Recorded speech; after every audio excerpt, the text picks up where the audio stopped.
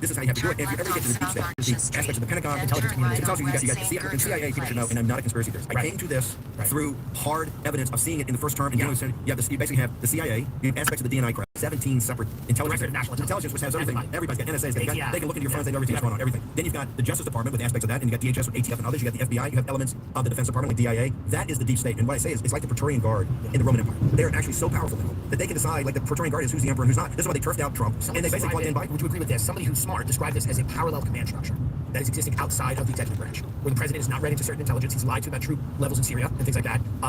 They're conducting business with countries outside of the purview of the White House. And somebody called this a parallel command structure. The only difference I would make, you're 100% correct, so it's not parallel. It is the command structure. When you sit there and get a briefing from these people, they will look you in the eye and lie to you. But I was put in charge in the first days of working with people like Eric Prince and others to come to a plan. The president wanted out of Afghanistan. We'd already been there, I think, going on 18 or 19 years. In the Pentagon, in the apparatus. And I keep saying, I never call it the deep state. This is not a deep state. It's up in your face, right? And they will sit there and make up their own numbers and lie to you. I talked to them one time. I said, listen, I gave some points in time about briefings I wanted. I said, I want to see the briefing about Afghanistan over the 20 this time.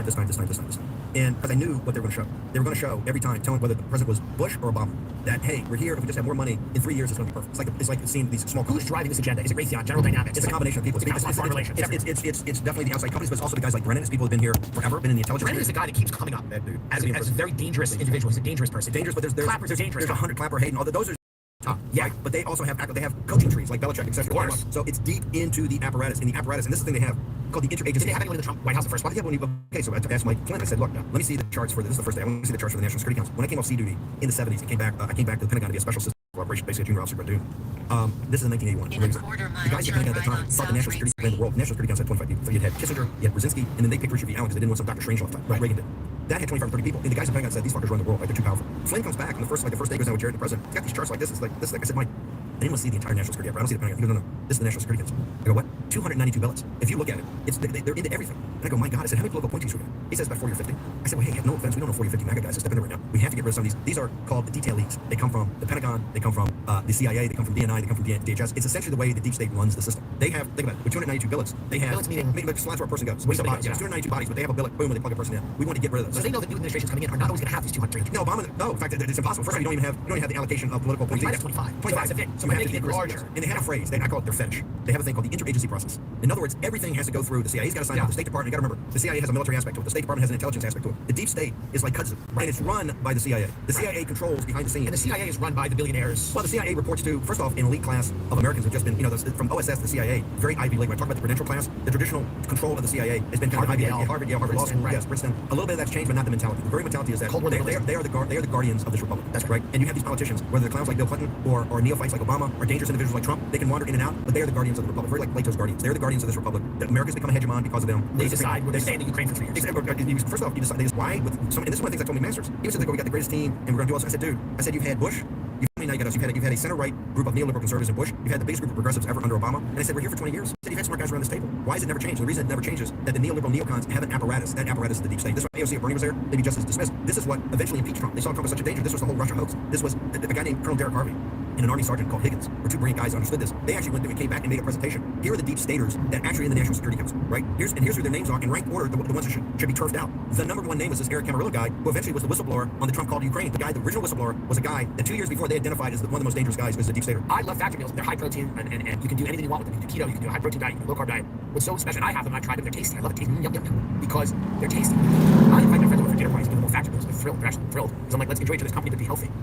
I love all the different options that Factor has because you never get bored. So many meal, like I was on a meal, I'm literally, you might think this is a joke, but it's not. I was on a meal plan once, and literally it was boiled chicken. It was boiled chicken. They would send it to me. They would send it to you in like a little box. They would plug the car. The ham coming to this car. Factor thing. Yeah, my hammer guy eating all the funding all the media against Orban in Hungary, funding money to all these source-backed NGOs on the southern border to do the invasion. A lot of that was funded by USA. I mean, this is like somewhat unrelated, but I guess perhaps incredibly related. You know, why did the media take very little interest in the person who almost killed the president? It's 100%. Like, no, the assassination. Think about it. The media, I was just watching because of the classic on TCM did, like the Oscar one. They had all the president's men. Right. You go back and look, it's great facts, fantastic. But if you go back and look at the 60s and 70s, yeah, they were killing them every other day. And the people come to the New York Times, Washington Post, these people were anti-institutionalists. They were all over the FBI. They were all over the CIA. They were all over investigative reporting. That's completely flipped. The Democratic Party and the mainstream media became the defenders of the institutions. This is why every night you hear them banging on us. Oh, they're trying to get out of NATO. They're trying to do this. They're trying to tear down. They got Cash Patel, Dan Bongino at the FBI. They have Tulsi Gabbard. The Democratic Party, I think they know politically they're in a tough jam. They became the defenders of a corrupt system. They became the defenders of institutions that clearly have to be at minimum reformed, and I think, quite frankly, purged and taken down and rebuilt. So they're defenders of that. All the mainstream media is the biggest defenders. I mean, in the Washington Post, David Ignatius comes on Morning Joe. We call it the Langley Bugle, the Washington Post. You're getting the pure thing. You're getting the CIA's point of view that David Ignatius. Uber Eats for D54. It's a perpetual piece. Invade everywhere and invite everyone in. Invite everyone in. And invade It's a Steve Saylor quote: "Invade the world, invite the world." Invite the world. And then you have a citizenry here that's immiserated, that is paying for all these wars. Their lives are terrible and getting worse. And the kids' futures are shot. And they're manning. Remember, it's these kids, it's the family, it's the children of this eviscerated middle class and working class. The kids are walking patrol in the Hindu Kush, or with the 101st Airborne Brigade in Romania on the Ukraine border, or in the two carrier battle groups in the Red Sea. They're calling this democracy. They're calling you a fascist. They're saying Steve Bannon's a fascist. What he's describing right now is democracy. Have you noticed the way this is being presented? Yes, 100%. And that's what I love about it. Right. We're winning elections. The guy in the woods with the goat head is democracy. The council is democracy. You know what I mean? Like, but they're total. It's authoritarian. It's authoritarian model like the Chinese Communist Party. They want a couple of industries, state capitalism, where they have elite merger, right, between big government and big business. Where they control things. And what I find so laughable is we're actually winning elections. Let's take 24. After having the 2020 election stolen from us and being now debanked, deplatformed. Remember, I'm deplatformed everywhere. War Room's not. How did they do that? When you talk about that, I will have to ask this. People will jump on that. They will say that nobody found any proof. Then the Republicans and the courts. Here's the proof. Here's one of the pieces of proof we got in 2022. The people remember we got 63.5 million votes in 16. I thought we did a pretty damn good job. We got 74 million votes in 2020, including we picked up 12 House seats. So you're telling me in a Nancy Pelosi, I think we won 14 and they won 2, so net 12. We picked up 12 House seats in that election. What do you think the mechanism is? It's mail and ballots. I'm not a machine guy. I think it's mail and ballots. It was very evident what they did in Pennsylvania, in Wisconsin, in Michigan. It was mail and ballots. Remember, he only won by the same margin that we did, the 72,000. You know, when you accumulate Pennsylvania, Michigan, and Wisconsin, that's what Biden won by. You take the other states; these are small numbers, right? It's 10,000 in Georgia, 9,000 in Arizona. It was mail and ballots. But here's the point. Where they've gone since then? They didn't vote in the midterm election. Right. They didn't vote in 2024. And so are they disoriented? Disenchanted? Or no, they don't exist? They don't exist. Okay. They don't exist. They 100% don't exist. They're disenchanted. They don't hate Trump. Oh, they only vote because they hated Trump. They don't hate Trump any less. They see him as a hero. It's ridiculous. We can win. This is why on democracy we love democracy, because you're not going to beat us. Right now, our coalition is building. Right. Trump got 39% of black men in the country to vote for him. Not just that. A lot of black men are just not going to vote for the Democrats. Remember, they don't vote for the Democrats. It's one to us. If they vote for us, it's a two-banger. Right? Hispanics. Starr County, Texas, a hardscrabble county in South Texas. 97% Hispanic and blue collar. The most Hispanic county in the United States. Voted for Hillary Clinton by 60% in 2016. In 2024, Trump won it by 16%. The Hispanic working class is coming our way. The African American working class is coming our way. If President Trump, this is why you've urged Elon Much be careful of Social Security and Medicare. Oh yeah, and Medicaid. I keep telling people, don't think in the old days, Medicaid was an urban thing. I said you can't take a meat axe to it. I said this is not about race anymore. This is about economic distress. If you go and look at Idaho and the American Redoubt up in Montana and Wyoming and the Christian Redoubt, I think it's like 80 or 90% of the babies born in Idaho are on Medicaid. Medicaid is now for the working class, the white working class, and Hispanic and black. These are our voters, right? You have to be very careful. Medicaid, you have to get the illegal aliens off, and you have to put work requirements. But just don't think you go and put a meat axe to it. This project to destroy the distinction between citizen and non-citizen is entirely not only to drive down wages, but to kind of destroy any idea of what a social contract, in national identity. Yeah, national identity. Yes. And a contract between citizens and the government saying, I give you this, I am owed that. Yes. But if we destroy the distinction between citizen and non-citizen, right? Look at the non-citizen Medicaid. It's shocking, right? The non-citizen are given everything. Look at the 10 to 12 million illegal alien invaders, and I don't blame them. You and I would do the exact same thing. You invited here by the federal government, right? People shouldn't. D54. Lose track of the fact that in these reconciliation things we're talking about for the mass deportation, it's $175 billion we're asking for, not just to secure the border, but for the mass deportation. You're talking really about the people that came in the last 4 years. I'm only talking. I'm right now not concerned about anybody that came in before January 20th of 2021. Because the way I calculated, there's 10 to 12 million, and plus a million bad hombres, right? Criminals. I was in Danbury. 10% of the prison. It's a prison for 800 people, I think. 800 inmates. Some of them, my family from Ireland came in the early 1900s. I think a few of them, just to get them out, just to make a point. If I write a few names down and make it as it's together, just to make a point. They say, hey, we don't. It's not about race. No. I'm saying the guys coming over from Ukraine. You go to Montauk. You said H-1B visas, where technically bringing in. So my question to you is, and it's a question I'm hardcore. To me, everything revolves around the American citizen. I don't care your ethnicity, your race, gender, or whatever, your religion. If you're an American citizen, it should be like the Roman citizenship. You get a special deal. The whole system depends upon you. The whole world's economic system comes down your shoulders. You're paying the taxes to really finance the hegemon. In addition, your sons and daughters are the ones, man, you're in Romania with the 101st. You're on the carrier battle group in the Red Sea. You're on patrol in the South China Sea. You're defending the order. You're defending the whole system, and yet you're the one that's screwed over consistently. That's got to flip. Everything's got to be like, for instance, these visa programs. They shouldn't work unless they work for American citizens. And what I mean by that, Chris, like you said, there's a lack of black and Hispanic people in tech. Zero. Okay, the most progressive thing about it, the most progressive people on earth in the Obama administration created an apartheid state. The Silicon Valley's an apartheid state. There's no blacks or Hispanics. And the South Asians or Indians are there as indentured servants. They're working for a third to 50% less than American citizens, often in kind of horrible conditions where 4 or 5 guys to a condo and working 20 hours a day, 7 days a week because if they complain, they get the boot. Okay, it's not acceptable. And not just that. The background Swami says this because Americans are lazy and watch too much TV, or they're not educated, or they're... They have not shown me, and because they all backed off coming after me on H-1B visas, I said, show me one thing. I want to see one fucking billet, one person, in any of those billets, of the millions you have one, show me one in that billet that has a better education or better skill set than in America. They can't show me one. They can't show me one, and they won't show me because it doesn't exist. It has nothing to do. And when the media says high skill, these are not high skill. This is basically essentially the mass programmers, right? This is not. It's all about getting it cheaper for 1/3 because most of the cost of these companies is in the programming, right? Or the technicians, the technical aspect of it. They pay 1/3 to 50% less. They have higher margins. They have higher stock prices. They get bigger. Their warrant packages worth much. The math here is not complicated, but they can't show that the H-1B visas are bringing more educated. We have plenty of educated people in the United States now. People in the United States are going to want to get paid a certain amount because it's not going to be against the world. Number two, being Americans, you got a little cussedness, grit. This is what and you're going to be vocal about what working conditions are. That's what it means to be American. That same grit and tenacity and getting up in people's faces is the same reason that we won World War II. The same reason we won the Cold War. The same reason that calling America. Those same Americans or their sons or daughters are on the carrier battle group in the Red Sea. You can't separate them. And here's the problem: is we've invited the world. It is not acceptable. in this nation to bring in foreign workers to compete against American workers for these jobs is bullshit. It should be. I want a total moratorium until we get sorted exactly what's going on, and until those billets on HB1, H1Bs, which are so corrupt, I would shut it all down, all of it. I deport immediately everybody. I would give every billet in 60 days, every job in 60 days to an American citizen. And Bob's your uncle. We have to be this hardcore. I am very hardcore in these things because if you don't take it to an extreme, you're never going to change it. The capitalists always want to have lower wages and more malleable population. But it's not even capitalism; it's crony. You know what I mean? It's the corporate state. Yes, it's the corporate state. We don't have capitalism. Bezos, Andreessen, guys like The this. reason they're all oligarchs. Do they love America? And what's Fuck no, here's listen. They're network. They're oligarchs. What they love is their money and their power. Have they ever sacrificed for anything in this country? When President Trump came up the first time, that it tried to give working class people, and it showed in the 2019 numbers that blue collar wages increasing at a faster rate than white collar wages, college graduates higher than college graduates. Did they support? No, they deplatformed, debanking. They have no. Do you see those guys volunteering to go overseas and defend their country? No, what they want to do is go to the Pentagon and get a big fucking fat Pentagon contract, right, to leech off this nation. No, they're not good guys. And I keep telling people on our party, don't think they support us because they don't. They're very good at knowing where power is, and right now they think that they were before Obama and the Clintons were the power, and Biden. Now it's us. They just like they betrayed them and flipped on them. They flipped their creation of progressive Democrats. They are progressive Democrats. I'm going to do the ad for Blue Chew now because it is a unique online service with the same active ingredients as Viagra and Cialis. And that means it is a pill that you take and you chew, and then your pee-pee gets hard and you're able to perform in ways that will astound you and others, hopefully. But I'm going to do this ad in the style of an Alanis Morissette 90s song. Your soft dick is disgusting. I hate your junk and floppy cock. Take your pill so you can please me. My smelly vag wants your hard dick. I hate your soft dick. I send photos of your soft dick when you're asleep to my mother. And we've got a special deal for our listeners. Try your first month of Blue Chew free. Visit BlueChew.com for more details and important safety information. Visit BlueChew.com for important details and safety information. And we thank Blue Chew for sponsoring the podcast. Put your hard dick in my pussy, or I'll put it in a blender. Is Elon Musk using Trump? I don't listen. I think he's a different category than I would say the other. And look, I'm not a fan of many aspects, but like I said, on the two big ones, backing our play in 2024, the deconstruction administrative state, and the third, which is this populist revolt going throughout the world, which has been very vocal of backing in places like England and in Germany. And I tell people, I said, look, this brother brings the two tactical nuclear weapons of modern politics: unlimited money, to wit.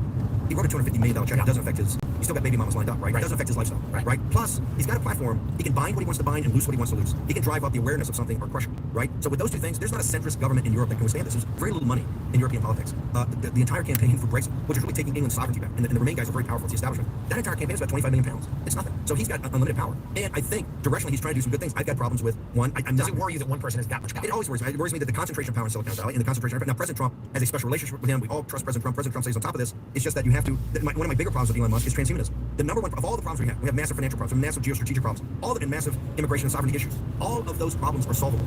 Tough decisions. We've let a lot of good alternatives go away. It gets tougher and tougher every year. They can all be solved, and they can be solved by rational policies, and you can solve those in debate. And some days you're going to win, some days you're going to lose. Underneath that, we have the most important time in the history of the Homo sapiens upon us. We are converging on something called the singularity. And it's just not AI. AI is one part of it. You have artificial intelligence and artificial general intelligence. You also have regenerative robotics. You have quantum computing. You have advanced chip design. You also have CRISPR and gene splicing. Manipulation. That's all converging on a spot called the singularity. On this side of that, you have the Homo sapiens. Something that's been around, I don't know, for 100,000. Whenever all the other, species fell aside, we survived. Okay, so you have the Homo sapien for, I don't know, 100,000 or a million years. On the other side of that, you have Homo sapien 2.0. And the pressure, as if people under 35 or 40 didn't have enough pressure on them, because they have more pressure than any generation in this country, I think, of pressure on them, of economically, of socially. You're now going to add another pressure, which is for their children. Enhance yourself. Exactly. Even not yourself. If you're saying, no, I'm going to see this thing through as what I am, and I'll make myself better. But you look at your kids, and you say, hey, look, I worked my ass off, and I went to an Ivy League school, I went to a great university, I became great in a sport, I became great in my profession, or my love, my hobby, whatever it was. And you're going to sit there and go, let's chip the there's kids. only so many slots at Harvard. There's only slots at University of Michigan. There's only so many slots at Wisconsin or Arizona. Chip the kids. The whole world's chipping them. You're going to have these debates, and you're going to sit there at night going, do I chip the kid or not? How do you chip the kids? Do they chip the kids? And I'm saying this is going to cause, as a society and a civilization, we're not ready to have that conversation. And by the way, it's going to drive politics. Look at Elon. And this is why, because the industrialists in Silicon Valley are taking the typical easy way industrialists have. In the issue about labor and about manufacturing, instead of still trying to do the great American innovation and kind of the Tom Peters management in search of excellence, management by wandering around, like having the R&D facility next to the manufacturing facility, so the engineers could walk to the floor and see the artisans, these guys, and get production, better production experience, get down the learning curve, make things better. American innovation was always our greatest power. What we did is we outsourced. We just shipped the factories over to China because you know why? For efficiency, we want cheaper labor. It's easier to do that. We keep the R&D here, and guess what? It was never the same again. But we got lower labor costs. You either send it to China or you outsource it to India. That was the lazy way to do it. It had a massive impact on manufacturing. The same thing's happening in AI, and this is why people have to wake up. AI's got two paths that can go down. An efficiency path that I'm just going to use AI and blow out everybody under 35 years old that's in their first administrative managerial tech job, or I can use it as an engine of innovation, right? And right now, we're taking just like the guys made the basic mistake of doing the what I call the mass type of AI, which is the model they're using, right? Which is machine learning in a mass way that requires massive data centers, massive replication, massive energy. That's like ChatGPT and things like this. Versus what DeepSeek is, right? Which is, now, do you think DeepSeek is legit? Do you think they were able to accomplish this? Or do you think I'm not smart enough to know, but here's what I would say. Even if it's a psyop, we have to, I think, assume, for the purpose of discussion going forward, it may be a Sputnik or quasi-Sputnik moment, and what we're going to do about it, because now we're in a horrible situation. Because now the oligarchs come to us and say, well, Bannon, how can you sit there and say we should be broken up? How can you want these? you're neo-Brandisian. How can you want to break it up? Now more than ever, we need to have national champions. Now more than ever, you must make another Is there thousand. anything to that where they say we need supremacy in that They're saying now technology sector? They're saying this is the $500 billion bailout. They try to say we need a Mercury program. We need a Marshall program. We need to turn the national taxpayers have to The fund it. taxpayers have to. They ain't put it up. The venture capitalists, they're looking for a bailout. Anytime you hear Mercury program, anytime you hear Marshall program, understand that's coming out of your paycheck. And is this similar in your mind to when people say we need to go into Iraq and into Afghanistan and we need all this money? And It's the same thing as a bailout of the banks. It's always yes, and obviously on there, the little guy pays for it. It's your sons and daughters that are in Iraq or Afghanistan. They're doing it. And you're paying for Yeah. it. And not just your taxes, your private equity. Remember, Zuckerberg and all those guys came out of graduate schools. They didn't have any money. The people invest at Peter Thiel's or people like that. It's all pension fund money. So it's Oregon State Pension Fund, it's CalPERS, it's Alabama Teachers Fund. All of their money, this is the Greek tragedy part of this. The American working class and middle class have essentially, through their work and hard work and savings, right, has paid for their own destruction. Has paid for, that's the Greek tragedy part. Right. Your greatest strength was turned against you. Your ability to be a good householder. Your ability to actually have something. Your ability to pay your taxes on a regular basis and have a little something put away. That's what the venture capitalists and the hedge funds use to ship the jobs overseas and destroy not only your own economics of your personal life, but to make sure that your children and grandchildren essentially live like Russian serfs. All right, that's the revolt that you're seeing. Now, people can't totally articulate it. Number one is the system's never explained to you. You never explain how up here Capitol Hill can run these massive deficits. Well, how can it be paid for? How can we not bankrupt? We have this money machine called the Federal Reserve that can just create money. That we can create the bond. What we can't sell to foreign countries, we can just create ourselves. And that's how you end up with 125% of GDP in debt, with $1 trillion being added every 100 days. And inflation's not going to go away until you stop this massive federal spending. It's not a supply chain issue anymore. It's too many dollars chasing too few goods. And as we keep having these massive deficits, the inflation is going to be embedded in the system. And as if we have to refinance, you're going to refinance it at higher rates. You're not going to get rid of this inflation. It's a death spiral. Two final questions. Okay. Is a conflict in your mind with China at some point inevitable? We've heard people come on the news and they say a conflict is within 5 to 7 years. Pentagon runs a study that says within 5 to 7 years. Now, some of this seems like it is based on the need for more money and we're spending more. Or is this, and you know more about China than a lot of people, and you've studied and read about it, is it going to be military conflict? Is it going to be economic conflict? And this is the book, and I'll get you Unrestricted Warfare, written by two colonels back in the 90s off the Gulf War. And what they said is foreign devils are so sophisticated in armaments, and particularly remote armaments and targeting, that we never want to get into a shooting war with foreign devils. That unrestricted warfare will be cyber, psychological, political, economic. We will do everything. In fact, they announced in 2019, there's a people's war. The Chinese Communist Party is at war with us today. That's why we see the mass infiltration to the United States. That's why we see the taking of so much of our technology. We don't need, and Sun Tzu tells them in their belief, the moment they have to go kinetic, they feel they've already lost. Number one, they don't want to fight the foreign devils in a kinetic war, because they understand one thing we can do is get up on it and fucking blow shit up and kill people. Okay? We're very good at that. They consider that defeat. They want to defeat us beforehand. My point. The only people that throw out, think about that, we allow the Chinese Communist Party, which is a dictatorship that's killed 250 million of their own people, right? I mean, they make Stalin and Hitler look like pipers, okay? They've murdered in concentration camp starvation, through the Cultural Revolution, the Great Leap Forward, the collectivization, and today the gulags they have, 250 million of their own people. To force abortions, you had another 300-400 million Chinese, particularly Chinese female babies. So these people are murderous dictatorship, yet we interact with them, we're in business with them like they're part of the Kiwanis Club. If you want to support Lao Baixing, which is the only way they can be overthrown, that's a name for old, it's old 100 names, because there's basically 100 names in the Chinese language, right? 100 last names. So old 100 names is a term for the common man in China, common man and woman. If you want Lao Baixing to overthrow him, we just have to do two things.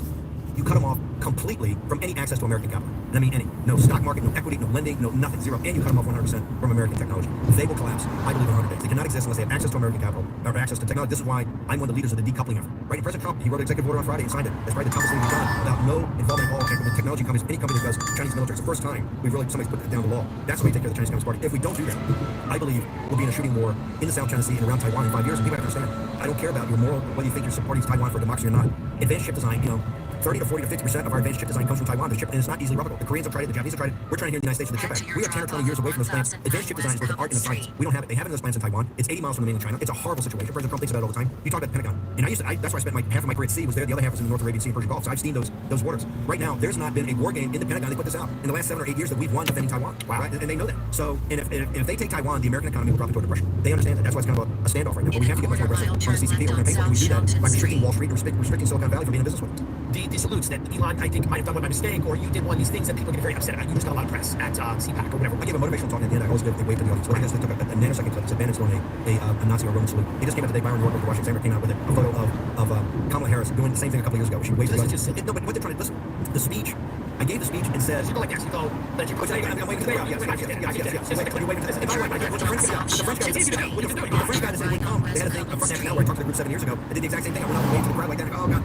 Nothing you said today indicates that you have any adoration for or sympathy for any of the people. But what they didn't want to do is cover the speech. In the speech, I said the whole world's media is there. The whole world's media is there. They're not there to see Bannon. They're because they get enough media on the microphone 4 hours a day. They get Elon Musk. They don't need more Elon Musk. They get Elon all the time. They don't need Trump. Trump did another hour in the thing they said exactly worse and blowing them up when he's asking questions. Trump's so far in their head. I said, and they're not there for JD. They get enough for JD too. They came because they want to see where the power in this country lies is with this populist movement, and they can't understand it, and they can't destroy what they don't understand. And so they're all there to see these people. I said, you are the power. When Trump went back to Mar-a-Lago after they stole the 2020 election, hey, the entire Republican Party abandoned him. Everybody's debanked, platform, all the oligarchs came off everywhere. It was his base that said, fuck this. If you're in, we're in. And when he said, I'm in, understanding, and this was the greatest moment of moral clarity and one of the greatest profiles in courage. You take Kennedy's book, read them all 8 examples. I think he got 10 examples. They don't compare them. Trump understood. If I do this, and I'm not a good little boy and stay in Mar-a-Lago and build more golf courses, write my memoirs. If I come back and try to reclaim presidency that was stolen from me, They will try to throw me in prison. They'll try to bankrupt me. They'll try to destroy my country. He understood. One G. He is the American. That's all perfect. Thank you. That went back That's a great name. And when the nation was having a crisis in a war, they went to him and said, "You've got to come back and save us." Trump came back, and that's why it's General Washington, Lincoln, and Trump. This will be known as the age of Trump. And here's the thing: they're not in history. They're not going to give a fuck about Elon Musk, Steve Bannon, Tucker Carlson, J.D. Vance. They're going to care about Donald Trump and MAGA. They're going to say this guy was a billionaire that came and basically formed a populist nationalist movement and gave the country its sovereignty back and gave the country its freedom back. And that's why I think he's not only one of the greatest presidents we've ever had. He's one of the 2 or 3 greatest Americans we've ever had. And this is why I'm a huge proponent of trying to see if he can stick around as long as possible. Because at least for another term after this, because That was required amending the Constitution. well, we'll see about that. We'll see. No, then people You don't think he'll be too old? You'll certainly won't be too old. His energy now. His energy. Great energy. Great energy. Sure. Listen, a guy like this comes along once a century. Sure. We had one in the 18th century. But he'd have to win again, right? I mean, let's say you would be another election. Yes. Because this is what people tend to No. overstate. He would winning more elections. We're not concerned about that. We think that this guy is on a roll right now. Building our coalition, now we have to deliver. Right? There's going to be some people should understand. The next 3 or 4 months are going to be a firestorm on this capital about spending, about taxes, and I'm a big proponent that if we can't cut spending enough, if there's not enough revenue coming in from tariffs, You're going to tax the rich. You're going to tax the rich. I said in the Oval in 17 when you had Gary Cohen, Mnuchin, and Jared, myself, and I told the president then, you got to take the upper bracket and we got to tax. We got to increase What's the the upper bracket? Well, here's what I'm saying: is that right now. Where does that start? Before I get on board with this. Hang on, you're probably going to fall into that. No. Right now, if you look at the $4 trillion, Private planes are expensive. If you They're dangerous. If you look at the $4 trillion, so if we don't extend the tax cuts, Yeah. right? There's basically, as Scott does, there's a $4 trillion tax increase coming. If you take couples finally together under $400,000 combined, that's essentially $2.6 trillion of that. Okay, so that covers, and I would actually say increase that maybe to $500,000. Then you have a couple $100 billion for pass-throughs of entrepreneurs with small companies. That leaves about $1 trillion for the top 5% or the top 3%. So those tax cuts would not be renewed. Their taxes would go back to the previous taxes. 39. Yes, and I'm actually saying that. And I could get behind. I could say that's okay. I appreciate that. I mean, I understand. I think is there any way we could start taxing after $8 million? Well, they do that now, I think, on estate taxes. And let me give you one more piece of news, though. That's in the existing taxes we have today. So I'm a proponent of President Trump is too. No tax on tips, no tax on overtime, no tax on first responders, military, veterans, etc. Podcasters. Right-wing podcasters.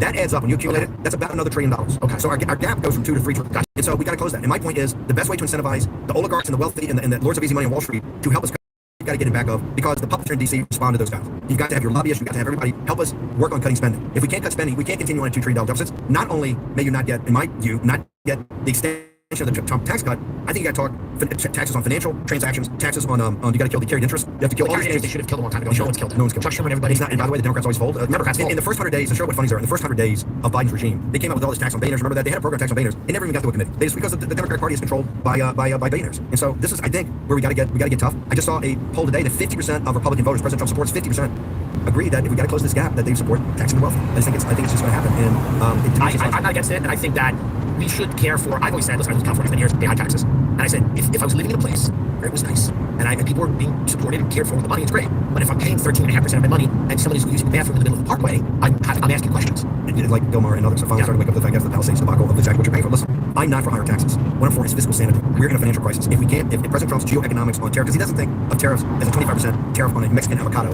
or some under the hood part from Canada. He looks at it as we have a premium market that's basically supported and made robust by working class people. You want to get through the golden door, you got to pay a premium. Like you get a skybox at a sporting event or a front row ticket to a concert. You either move your manufacturing here and create jobs, or you're going to pay a price for it. He believes, I think, like Navarro, eventually a third of our total revenue could come from external sources, not internal. But if we can't, cut spending, get more duties, fees, and tariffs from outside sources, that gap at $2 trillion is not sustainable, and it's just going to keep driving inflation. It's got to be cut. If you want to get under $1 trillion, and Doge doesn't come up with those types of cuts, which I think right now is still to be seen. There is ways for abuse, but we can't get to those cuts. Eventually, you have to get additional revenues. Those revenues to me should come from financial transactions, carried interest, others, and obviously the wealthy that can made up so well from the 2008 collapse. I mean, we've created more wealth for them. The Wall Street Journal today just has a report out that the entire economy, 70% of it is, or a third of the purchasing power, but 70% of the overall is driven by the top 3%. People making more than $350,000 a year, I think. That's not. We can't continue into that system. No, that makes sense. We have a capitalist system. We got to keep it. Well, we have a capitalist system with no capitalists. Think about it. 70% of the people in this country don't own financial or real assets, right? They have to have a piece of the action. If you have everybody a piece of the action, and this is not socialism.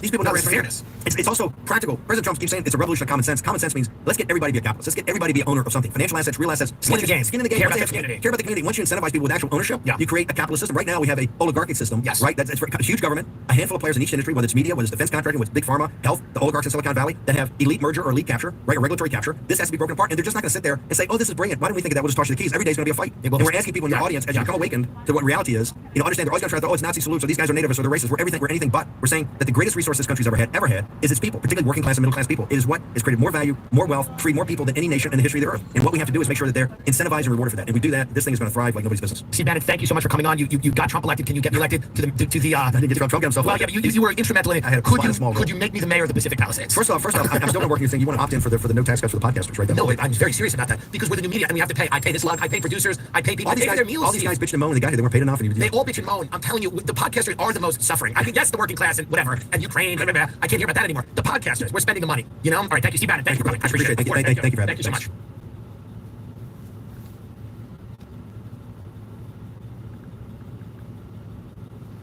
Hi, how can I help you? Yeah, DoorDash for Henry R. Ladies and gentlemen, welcome to the Tim Dillon Show. Another atmospheric rain event here in Los Angeles, a storm. Cleansing the air of the fire, which is nice. Cleansing the air of the hellish fire should be a 48-hour strongest storm in a year bearing down on Southern California, could cause flooding.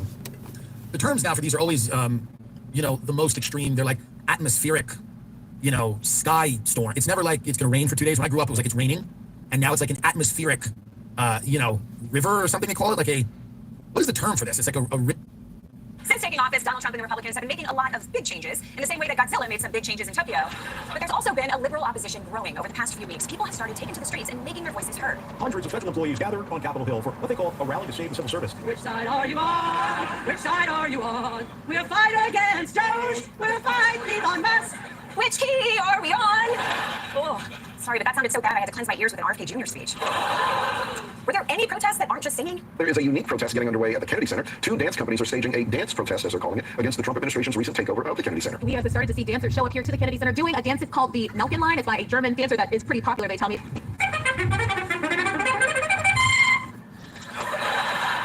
Is this how white ladies protest now? I demand to dance for the manager. We should, you know what, at least they're getting out there, and these are regular citizens doing their best. It's not their responsibility to block the Trump agenda. That's on the Democratic Party. They have the talent and experience honed from decades of asking me for money. They will know exactly the most effective way to fight Donald Trump. We need to change the conversation. And that's why I'm launching a new podcast. Cool. California Governor Gavin Newsom is starting a podcast. I can't believe they rebuilt LA that fast. Glad you have the time. I mean, forgive me for not subscribing to the Gavin Newsom Pomade Hour, but I think the moment calls for a little more than polite conversation, although some Democrats are taking that very literally. If you could speak directly to Elon Musk, what would you say? Donald Trump and Elon Musk. Ooh, okay. You guys kissed your lobbyists with that mouth? That's right, the Democratic strategy, written and directed by Quentin Tarantino. Look, I get the spirit behind it, but cursing in politics doesn't exactly age well. The Gettysburg Address wouldn't have been the classic it became if it went 400 and a ton years ago. Not to mention dropping the F-bomb isn't really for everyone. I noticed Congresswoman Maxine Dexter had a little bit of trouble. I'm going to tell you that we do have to. I don't swear in public very well, but we have to Trump. Oh, you are right. You don't swear in public very well. There are 1,000 ways to say you, and you found literally the only wrong one. I mean, unless she meant, we have to Trump. There's a sign-up sheet next to the stage. Suck him off. Suck him off. And not all Democrats are filling up the swear jar. Some have gone much more highbrow with a little resistance wordplay. Every time you hear Doge, the Department of Government Efficiency, you just remember, it is the Department of Government Evil. Doge, which actually stands for Destruction of Government by Elon, just stands for Department of Gutting Education. They just oligarchs grab everything. All right, okay, I see what you did there. I'm just glad that Maxine Dexter didn't join in. She'd be like, more like the Department of Glory-holing Elon. All right. This is what happens when you're the party of liberal arts majors. MAGA storms the Capitol and Democrats are doing creative writing exercises.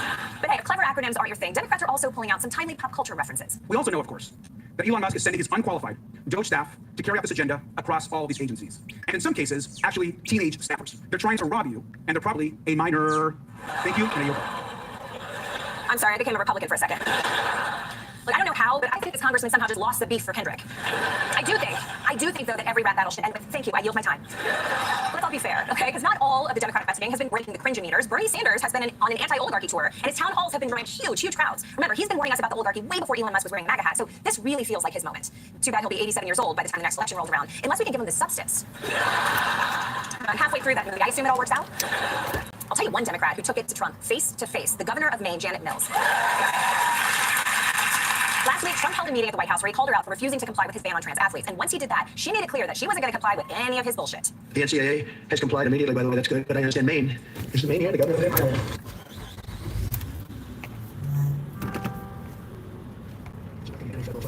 And by the way, your population, even though it's somewhat liberal, although I did very well there, your population, it doesn't want men playing in women's sports. So you gotta apply, because otherwise you're not getting any federal funding. Every state, good, I'll see you going forward. That should be amazing. Yes, Andy Cohen will never make a show just as good as what I just watched. That's how you do it. Forget singing, forget dancing. This For is how you Henry confront R. Trump with tipsy and energy. Henry R. Define the Awesome. issues and Thank force you. the court to pick a side. Is that everything? No. Stop Oh, that. what's that? Okay. Stop that. Get it out here. Stop. For more on the Democratic resistance, let's go to Washington, D.C. with our very own Grace Coolidge. It seems like the governor of Maine has the best strategy here. If Democrats confront Trump and take him to court. Agree to disagree, Desi. I think the other lady had the better idea. Democrats need to Donald Trump. Fucking real good. Awesome. Thank I you. don't think that was actually an idea. I think she just accidentally misspoke. Is it actually possible to get a cup of ice? Silly putty, super glue, the Titanic movie. Grace, no, this is not a real idea. How is Trump going to work? Oh, well, a penis will go into the vagina. No. Awesome. Thank you. Democrats Thank do you. that. Oh, of course. Come on, yeah, girl on top, guy on top, reverse cowgirl, the octopus. No. I know how to do that. Wait, what's the octopus? You need an above ground pool and 4 people. Or one person with a lot of arms. Okay, forget it. But why would having sex with Trump be a good strategy? Think of all this guy's pent up anger, his terrible decision making, his frantic energy. He's got blue balls of the brain. Think of it like a volcano. If you don't jack off the mountain every so often, it'll explode and wipe out an Italian village.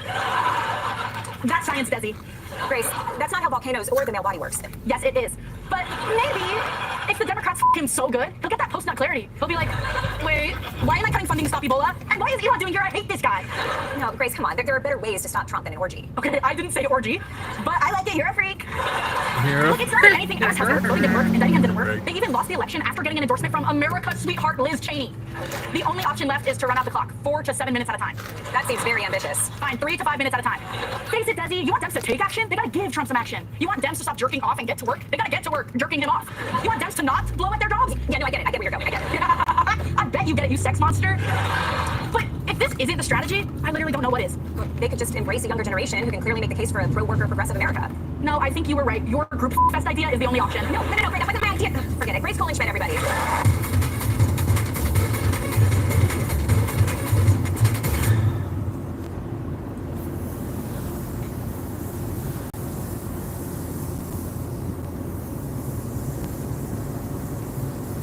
Hey, what's going on? It's Bill Burr. It's time for Thursday afternoon, just before Friday, Monday morning podcast, and I'm just checking in on you. Checking in on you. Seeing how your week's going. Are you staying away from the news, man? Starting that shit. I had fun. Since taking office, Donald Trump and the Republicans have been making a lot of big changes, in the same way that Godzilla made some big changes in Tokyo. But there's also been a liberal opposition growing over the past few weeks. Welcome everybody to the Late Show. I'm your host Stephen Colbert. Ladies and gentlemen, you know me. I'm a simple man. I wear my heart on my sleeve, partly because my chest cavity is already filled with bacon. So it's no secret how I feel about this Trump reboot. I was not looking forward to it. I knew that he would take the opportunity of the second presidency to do every terrible thing I could imagine. I just never imagined he'd do all of them at once. Because the last 5 weeks have been shocking and awful. And even now the MAGA faithful are starting to notice, because according to a Republican poll, Trump voters are getting buyer's remorse. Really, kind of hard to feel a lot of sympathy for them. They ordered the turd soup, and then said, waiter, there's turds in my soup. Then they came back 4 years later and asked, also have that turd soup.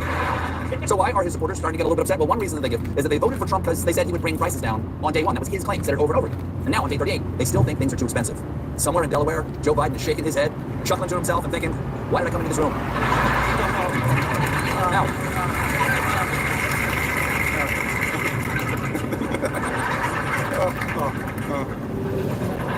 some MAGA voters also don't like how Trump is letting Elon slice through the federal government like a drunk raccoon with a samurai sword. With one of them telling the pollsters, there's a lot of babies being tossed out with the bathwater. Well, that's not surprising. That's how Trump raised Eric. I forgot to lock the door and he keeps crawling back in. That same Trump voter went on to explain, if we had a drinking game where everyone took a drink when we heard the words reverse course or walking back, we'd be drunk in 20 minutes. Why wait 20 minutes?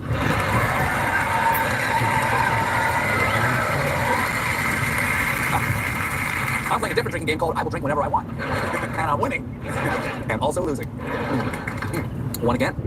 Thanks to rising inflation and Trump's unpopular tariffs, consumer confidence is down. And businesses are also worried. Independent businesses reported their third highest reading ever on the uncertainty index. Now that sounds really bad. Then again, can you ever really know where you are on the uncertainty index? One thing.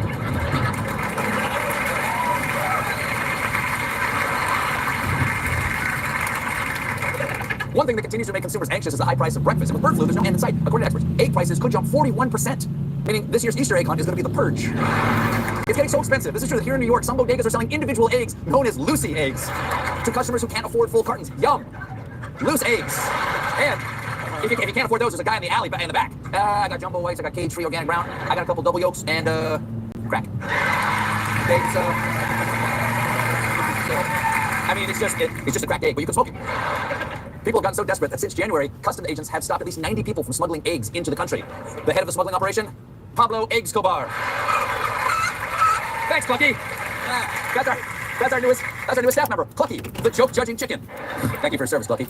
It's not just bird flu causing the price hike. Some experts say consumers are contributing to the egg shortage by panic buying. So that's smart. I am now. They last forever. I store my stockpile of eggs in the shed out back right next to my briefcase of retirement lettuce. But the USDA is trying to help. If an egg farm gets hit by the virus, the government will offer money for biosecurity improvements, which I think is a fancy way of saying putting each chicken in a condom. Either way, Our chickens are now in the hands of Secretary of Agriculture Brooke Rollins, seen here looking... Really? You know enough about the Secretary of Agriculture to boo her? Wow. No, let's keep going, Jim. Let's move on, Mickey. Okay. Rollins went on TV yesterday to show Americans that we can have confidence in our leadership during this crisis. Let me show you my handy-dandy chart here. So this, let me clear the right side up first. Oh, never mind, upside down. The point is we have isolated the virulent bird flu pathogen here in this vial, and... The joke is that this is supposed to come... Oh, there you go.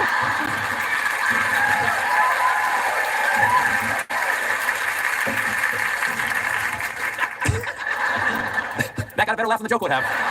And it's not only eggs. Coffee prices are also soaring and poised to get more expensive. The rising prices are thanks to bad coffee growing seasons in the world's two biggest coffee producers, Brazil and Vietnam. Oh, thank God. Oh, I don't get my beans from Brazil or Vietnam. I get them from Costco.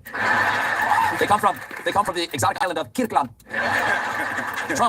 Trump is going to make this way worse because his proposed tariffs on Mexico, which exports a lot of our coffee, are likely to drive prices even higher, which means Americans who want their caffeine fix may have to turn to gas station energy pills. Gas station energy pills. Oh God, my eyeballs are trying to escape. So,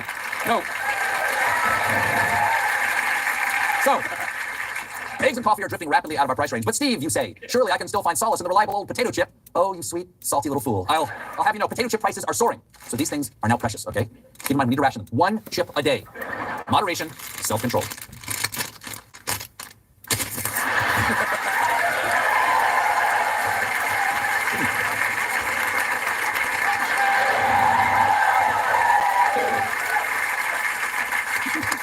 The chips are good down there. They can soak up the virus.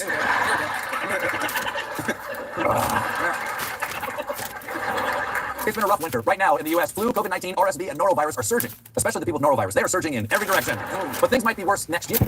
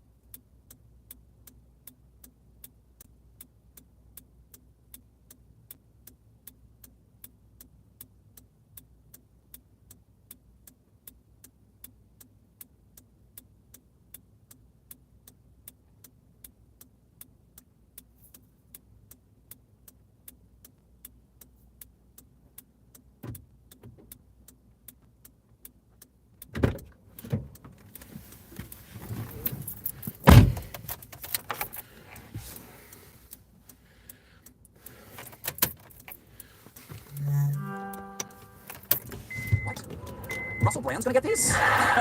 Yesterday, with a midnight deadline approaching, the Office of Personnel Management told HR leaders that responding to Musk is voluntary. Okay, there's clear guidance. Federal workers don't have to respond. Except at the same time, Trump was saying this. The last email that was sent, where he wanted to know what you did this week. If you don't answer, like, you're sort of semi-fired or you're fired. Semi-fired or you're fired. That's a boss anyone would want to work for. Kristen, you're semi-fired. Put half your stuff in a box and get out of here. Then come back after lunch because you're a semi-valued part of the team. So if that's not semi-confusing enough, Elon totally unclarified it more, tweeting about the employees, subject to the discretion of the president, they will be given another chance. Failure to respond a second time will result in termination. Sounds like somebody wants to get a little more skilly-bee-bop-bee-bop porn. At this point, zips up. At this point, how is anybody supposed to know what to do with all this confusing information? Forget running the government. These clowns couldn't get 10 bridesmaids to a paint and sip. Who on earth could possibly spin this pile of steaming garbage into a pile of steaming gold? That palm assignment falls to White House Press Secretary Caroline Leavitt, seen here telling you that you're not tri-delt material. Leavitt, go hang out with the Catholics.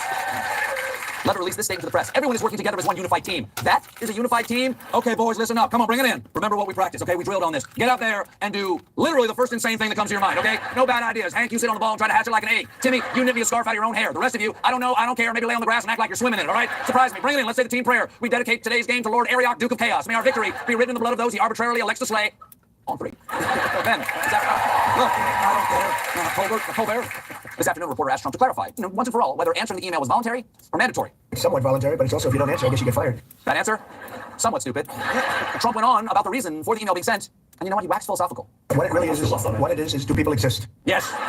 What it really is, the real question is, do people exist? Because it seems clear to me I'm the only real person in the whole world, and when I close my eyes, all of you are gone forever, just like that ball that rolled behind the couch. That ball won't respond to my emails either. Ball, you're semi-fired. Now, on the other hand, I know that I exist because I'm hungry.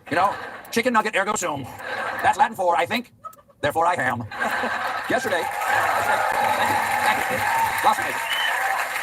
Donald Trump had an Oval Office meeting with French President Emmanuel Macron. It was a high-stakes summit of these two historic allies who are now drifting dangerously apart thanks to Trump siding with Russia over Russia's invasion of Ukraine. So no surprise, the big headline coming out of it was, massive bruise spotted on Trump's right hand. Media, do better. Try to focus on the global implications of black and sacre bleu. Looks like he's stuffed with day-old guacamole. I guess that's enough about the bruise. Let's talk about the substance of the meeting. They also had a weird handshake. First, there was this crazy attempt at something. Then there was this thing where Trump keeps grabbing Macron's leg, and Macron keeps trying to shove him off. Eventually, they had to clear the room when Trump established dominance by expressing his anal plans. It was a mess. Wow. Thank God everything there was Scotch-guarded. Now, there's also a really big moment where Trump tried to lie about Europe loaning money to Ukraine rather than granting them the money, and Macron was not having it. Again, just so you understand, Europe is loaning the money to Ukraine to get their money back. No, in fact, to be frank, we paid 60% of the total default, and it was through, like the US, loans, guarantee, grants, and we provided real money, to be clear. Oh, that has some real gently correcting grandma energy. No, Mama, remember, Nurse Maria helps you. We found the earrings you were missing in your nightstand, so let's take our hand off the fire alarm, okay?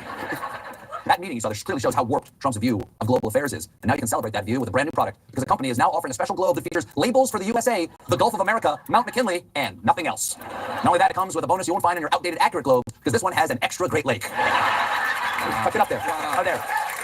At least that's what it looks like. It might be where they moved the old Gulf of Mexico. We're not sure at this point. If you're planning on buying one of these, keep in mind currently they only ship within the United States. They would ship to other countries, but they have no way to know where they are. The company offers another product called the USA Patriotic Globe, featuring a massive United States of America that takes up almost the entire hemisphere, which they boast is a conversation starter. That conversation, what a beautiful home. Hey, did you know that your globe is wrong? Oh, you did know that? Okay, honey, get the coats. We're going. Let's go. Now, is this the way?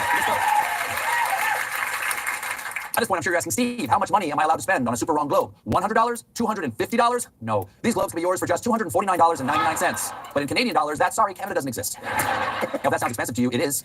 We looked it up on globestore.com, the number one globe store on .com.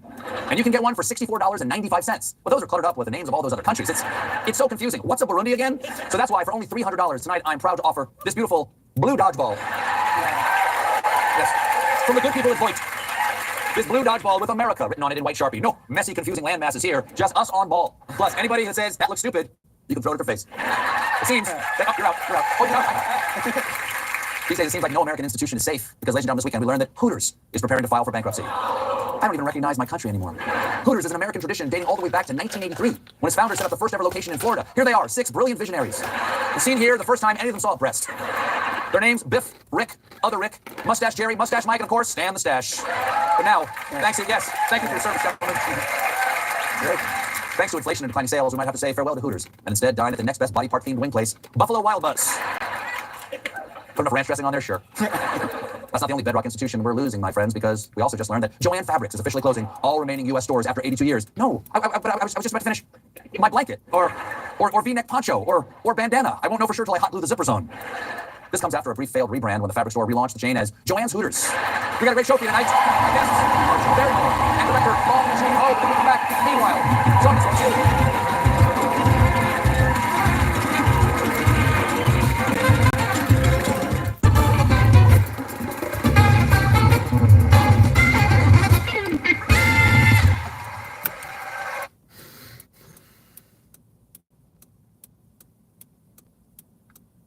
Doug Polk here. Today we're going to be breaking down a hand that is making the rounds. It is a hand from high stakes poker you might have seen with fan.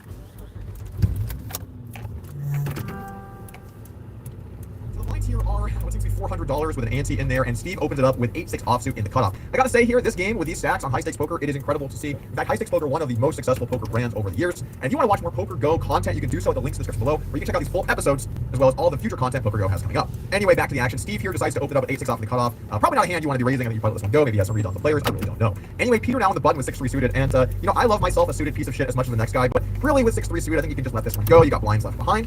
That said, it's not the worst to call. They are really, really deep, and so these connected kind of hands do go up in value as you get deeper. And it's also possible that Peter has a read that Steve is opening too many hands. So we have a classic poker hand scenario. All three options on the table here on the button, although I do think the preferred option is going to be to fold. Anyway, Peter does make the call here, probably wanting to play position with his hand. And now Keating the big line also calls with 9-7 of diamonds, obviously fine for Keating. You do want to squeeze hands like this here pre-flop, and frankly, if you think your opponents are going to be pretty weak, as clearly they can be with the two hands they have. Definitely a hand that probably does prefer to re-raise pre-flop, but hard to go wrong with hands like 9-7 suited. They play well as calls, they play well as raises. You can really go either way. Keating does decide to call. They're very, very deep, and let's play some poker. The flop comes ace, king, 7, 2 spades, and we get the kind of flop that you would assume there would not be a Doug Polk YouTube breakdown.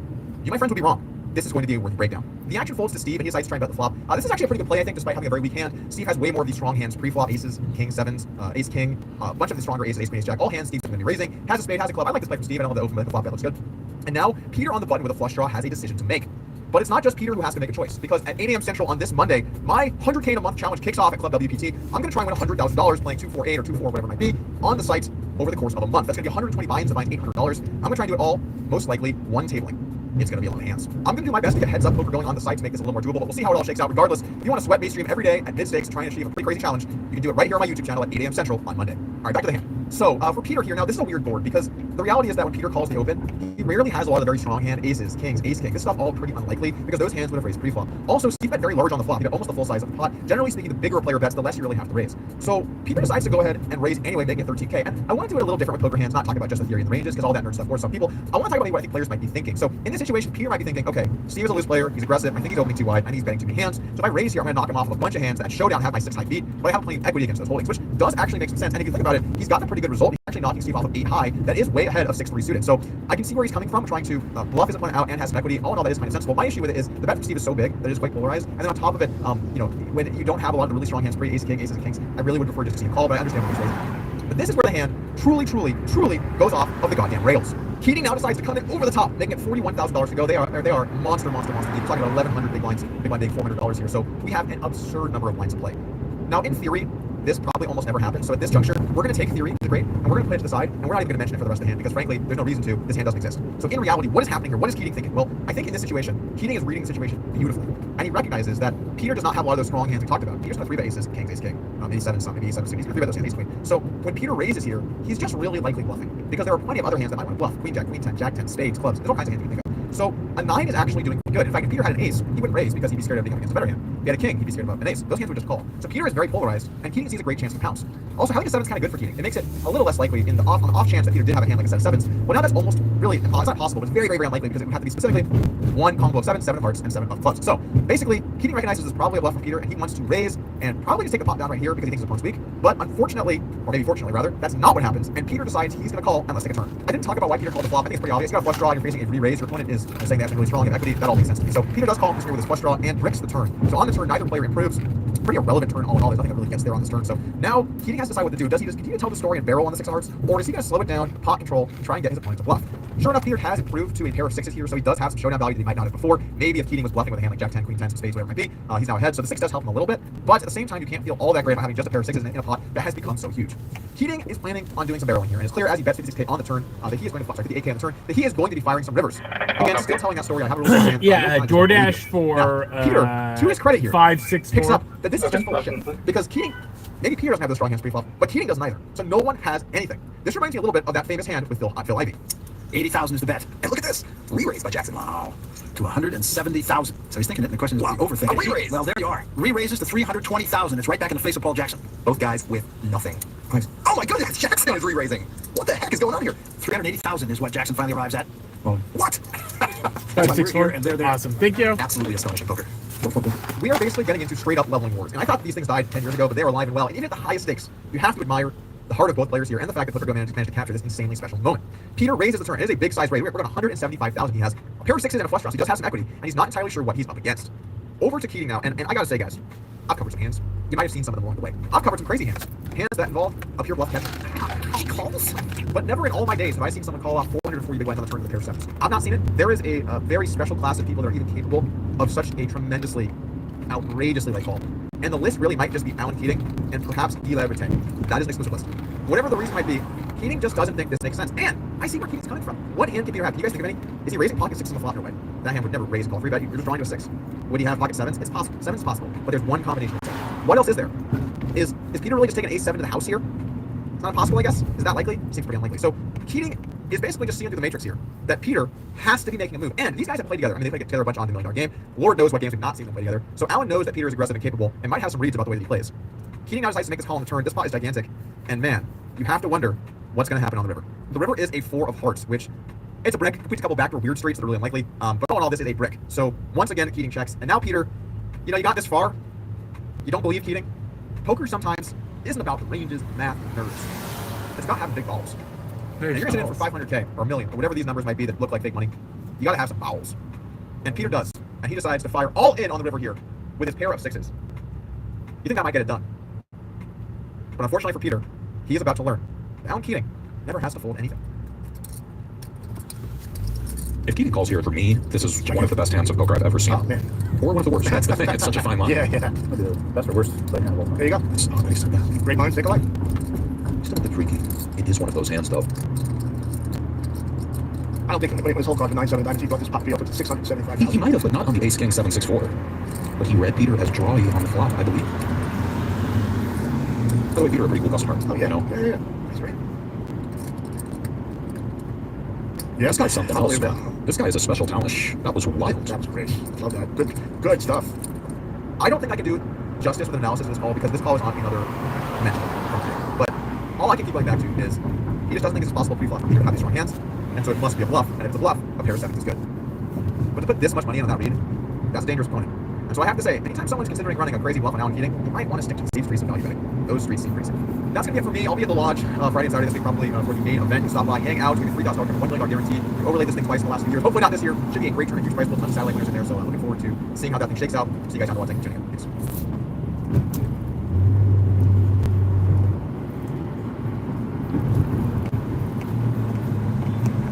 Poker ambassador Phil Hellmuth has dropped a bombshell on the poker world with a recent announcement that he will not be participating in the 2025 World Series of Poker main event. As I'm sure many of you guys know, Phil Hellmuth has won the most bracelets in the history of the World Series of Poker, winning 17 bracelets over the course from 1989 to 2023, a long resume of winning many large-scale tournaments across generations of poker players. This is a giant announcement from Phil to say this because this guy loves the World Series of Poker and he's played every main event since 1988, which was by all accounts quite the year for poker. It was my birthday. I have a very interesting theory about what's going on here. Before I tell you that, let's go ahead and look at what Phil had to say over on Twitter. Folks, here's a video I never wanted to make. So, World Series Poker main event, I played it every year since 1988. I will not be playing this year. It's just too tough. It's just too tough. You know, people are like, oh, Phil, you could play 7 days in a row. Yeah, try it. Try getting up and playing at noon until midnight. 7 days in a row. And then they're, oh, well, today we have to play till 2 or 3 in the morning, which also happens at WSOP main event. It's just exhausting. I can't win. Wow, if Phil saying he can't win, this is a serious issue. This guy doesn't like to admit defeat on anything. Although, he did have to throw in the towel on that hot dog eating contest. You're dunking your hot dogs? I did that was a impressive performance. Go back to Phil. And I think that really hurts the older players in a much bigger proportion than the younger players. And I'll say this, I had 4 great players come and tell me that they blew the main event because they got too tired with 50 left, with 30 left, with 100 left. It's turned into an endurance test. I don't think that the World Series Poker main event is measuring skill. It's still my favorite event in the world. Don't misunderstand me. I don't want to miss it. But I know that I can't do that. You know, I'm 60 years old. I don't think I could do it at age 50. So I think the World Series of Poker is set up as an endurance test, and we're losing a lot. And if you go out there and you poll the players on whether or not they should have days off in the main event, 80% are going to say yes. And the 20%, because I did a little polling myself, the 20% that don't, they're the guys who are 20 years old. Ah, yes, all of those 20-year-olds playing in the World Series Poker main event. You know, I've felt it for a long time, but the World Series Poker should go back down on illegal gambling. Yeah, people get tired. They blow all their chips. Of course, we want it to be 10 days straight. But I don't think that's what the World Series Poker should be about. People getting tired of blowing their chips. So it's going to really hurt me to not play in the world's best poker tournament, the World Series Poker main event. But in 2025, I'm out. I hope that in 2026 there's some changes made so that we can restore more skill and less endurance. I really hope they make those changes because I don't know if I can do an entrance this year either. So I guess I'm just out. Folks, I love the World Series of Poker. Very important to me, but just just can't play the main event. Wow, this says a lot for someone like Phil Hellmuth that has played this event so many years in a row, who obviously deeply in his soul cares about playing in the series and his reputation and its reputation, being a part of it. He's been on the news teams, he's been deep in the main, he's won the main. This is clearly a giant thing for someone like Phil, but they can't even compete, he just can't even hang anymore. So this brings up some really big questions about the format. Has it become too much? I imagine what got this ball rolling was the World Series of Poker made their announcement with their 2025 Summer Series with all of their events and the schedule that they're going to be using for this year. On there, we can see that the main event starts July 2nd and it ends on July 16th. A 2-week-long series, basically, of just one event. There's a freeze out. If you're eliminated, you cannot re-enter. Right? To contrast this, in 1989, when Phil Hellmuth won the main, the entire World Series of Poker took 2 weeks. So now, just the main event takes the same length as the entire World Series of Poker. Just a slight increase in time. We also have so many different starting days and starting flights, and certain flights combining. You know, we have day 1A, day 1B, day 2ABC, day 2D, day Z. We have so many different flights here. It's hard to keep track of all of them. And frankly, when you have 10,000 people playing an event, and the levels are super, super long, 120-minute levels, it's going to take a really long time to crown one luck box that we all hate. Sorry, one World Series of Poker main event champion. The World Series of Poker this year has 100 of events. It's mainly events that you've heard of before, you've seen before. The Poker News did a good job of organizing it out into some of the new events that are going to be added to the schedule this year, which includes a very interesting Battle of the Ages event, where essentially day 1A has a fight where players are 50 years old or older, and then day 1B is people under the age of 50. This is the World Series version of what Triton does when they have a big tournament. They make all the pros play together, and then all the Recs play together. It's kind of the same thing. It's pretty similar. I'm sure we're going to see a lot of quarter pot bets in the over 50s event. The schedule also includes a few new PLO events. Obviously, PLO events have been doing better and better, and there's been a lot of money up top to be able to win. In fact, Upswing's own Dylan Weissman has been crushing the PLO circuit over the last few years. If you want to learn from Dylan, we actually have a great introductory course that costs just $99. If you are a no-limit player and you want to start playing PLO at a high level, you can head over to upswingpoker.com and purchase a PLO launchpad where Dylan gets you up to speed with the basics of pot limit Omaha for people like me that have always played 2 cards. Probably should have taken this course before playing some high-stakes PLO. The great part about this course is, unlike coaching agreements with Ben Tollering, you're actually going to receive your PLO coaching. Back to the schedule, we have a bunch of high-stakes stuff. We have some new mixed game stuff. We have a lot of different events here, although it also seems like the rake is probably going to be going up for a lot of these events. It's actually better. Poker News also broke down the rake at the different buy-in levels here in these tournaments. Overall, I would say it's maybe slightly high, probably slightly high, but all in all pretty competitive. And I checked the $300 buy-in level and it was actually the same last year as this year. I don't know if the rake went up, I don't know if the rake went down. I'm not that interested in it, but if you care, and you probably should if you're going to play some of these, you might want to check it out and see what's happened to events at your buy-in level. Back to Phil Hellmuth though. So Phil Hellmuth says this has become about endurance and not skill, and it's hard to really argue that the endurance component of the World Series of Poker main event hasn't become a primary factor. The event now lasts for 2 weeks, and while in the first few days you probably get some days off as they get through all the different flights, once the flights do combine, you're playing all the way down to a final table with 120-minute levels, and it is extremely true what Phil Hellmuth is saying about how some nights it goes late. That happens frequently, particularly as it gets closer to the final table, because there are certain numbers of players that the event coordinators, that the floor managers know they have to get down to, and sometimes they just play until they get there. I have certainly seen years where play goes all the way until 3 or 4 in the morning while you're playing your 5th, 6th, 7th day of poker in a row. It is absolutely grueling, and frankly, I just don't understand how so many people sign up and are willing to do it. Oh wait, actually I figured out why. I'm going to say this. I have on more than one occasion on this channel disagreed with Phil Hellmuth. All in all, I think that Phil Hellmuth is great to have in the poker world, but sometimes he's been outlandish and has done things I don't agree with. But on this particular take, I think Phil is dead on the money. This has become way, way, way too much. And I can tell you, I have a good number of friends that play poker casually now. They might run businesses, they play poker professionally back in the day, maybe they invest in crypto, maybe whatever they're doing today. Where for many of them, if the World Series Poker main event was relatively easy to play, they would probably play. But when they look at the schedule and go, oh, I have to leave my job, my company, my family. Welcome to the Late Show. I am your host, Stephen Colbert. Ladies and gentlemen, today marks the 5th week of Trump's 2nd presidency, and it is clear, even at this point, even at this early stage, it is clear that he is hell-bent on dismantling our federal government and ending our 80-year-long Western alliance. But on the bright side, these people clearly don't have a clue what the they're doing. Now, case in this recent Elon Musk email he sent out on Saturday demanding the federal employees tell him 5 things they did last week or they'd be fired. Employees were... That's what they said.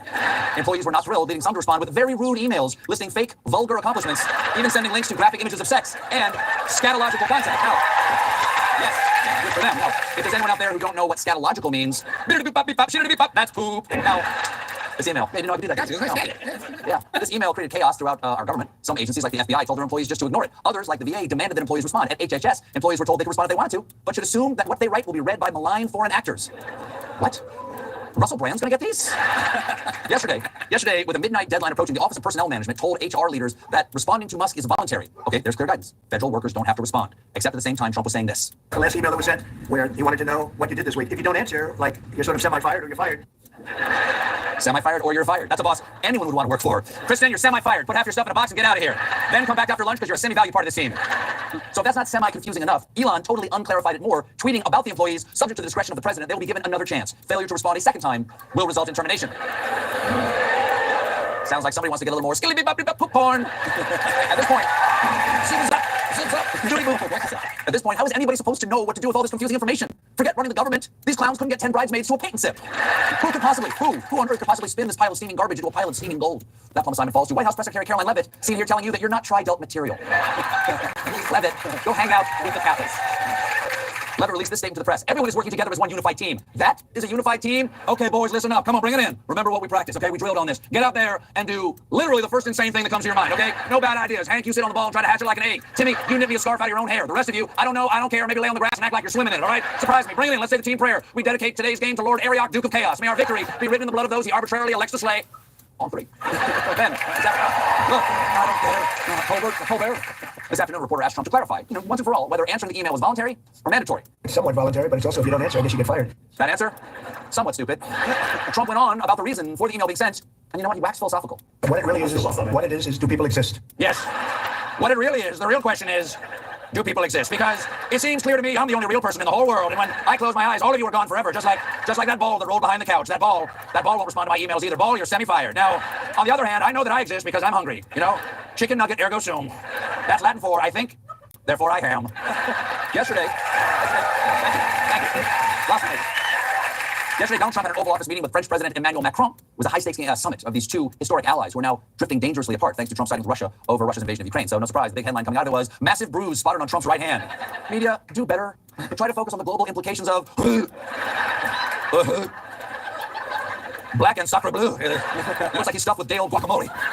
Yes, and that's enough about the bruise. Let's talk about the substance of the meeting. They also had a weird handshake. First, there was this crazy attempt at something. Then there was this thing where Trump keeps grabbing Macron's leg, and Macron keeps trying to shove it off. Eventually, they had to clear the room, and Trump established dominance by expressing his anal glands. It was a mess. Wow. They got everything there scotch-guarded. Now, there's also a really big moment where Trump tried to lie about Europe loaning money to Ukraine rather than granting them the money, and Macron was not having it. Okay, just so you understand, Europe is loaning the money to Ukraine. They get their money back. No, in fact, to be frank, we paid 60% of the total defaults, and it was through, like the US, loans, guarantee, grants, and we provided the clear money, to be clear. Oh, that has some real gently correcting grandma energy. No, Mama, remember? Nurse Maria helps you. We found the earrings you were missing in your nightstand, so let's take our hand off the fire alarm, okay? That meeting clearly shows how warped Trump's view of global affairs is. And now you can celebrate that view with a brand new product because the company is now offering a special globe that features labels for the USA, the Gulf of America, Mount McKinley, and nothing else. Not only that, it comes with a bonus you won't find in your outdated accurate globes because this one has an extra Great Lake. Tuck it up there. Right there. At least that's what it looks like. It might be where they moved the old Gulf of Mexico. We're not sure at this point. If you're planning on buying one of these, keep in mind currently they only ship within the United States. They would ship to other countries, but they have no way to know where they are. The company offers another product called the USA Patriotic Globe, featuring a massive United States of America that takes up almost the entire hemisphere, which they boast is a conversation starter. That conversation? What a beautiful home. Hey, did you know that your globe is wrong? Oh, you did know that? Okay, honey, get the coats. We're going. Let's go. Now, this way. At this point, I'm sure you're asking, Steve, how much money am I allowed to spend on a super wrong globe? $100? $250? No. These globes can be yours for just $249.99. But in Canadian dollars, sorry, Canada doesn't exist. Now, if that sounds expensive to you, it is. We looked it up on globestore.com, the #1 globe store on .com.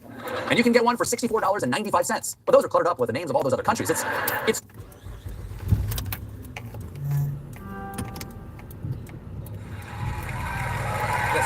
From the good people at Voight. This blue dodgeball with America written on it in white Sharpie. No messy, confusing landmasses here. Just us on ball. Plus, anybody that says that looks stupid, you can throw it at their face. It seems. You're out. Oh, you're out. These days, it seems like no American institution is safe because, ladies and gentlemen, this weekend we learned that Hooters is preparing to file for bankruptcy. I don't even recognize my country anymore. Hooters is an American tradition dating all the way back to 1983, when its founders set up the first ever location in Florida. Here they are, 6 brilliant visionaries. The scene here, the first time any of them saw a breast. Their names, Biff, Rick, Other Rick, Mustache Jerry, Mustache Mike, and of course, Stan the Stash. But now, thank you for your service, gentlemen.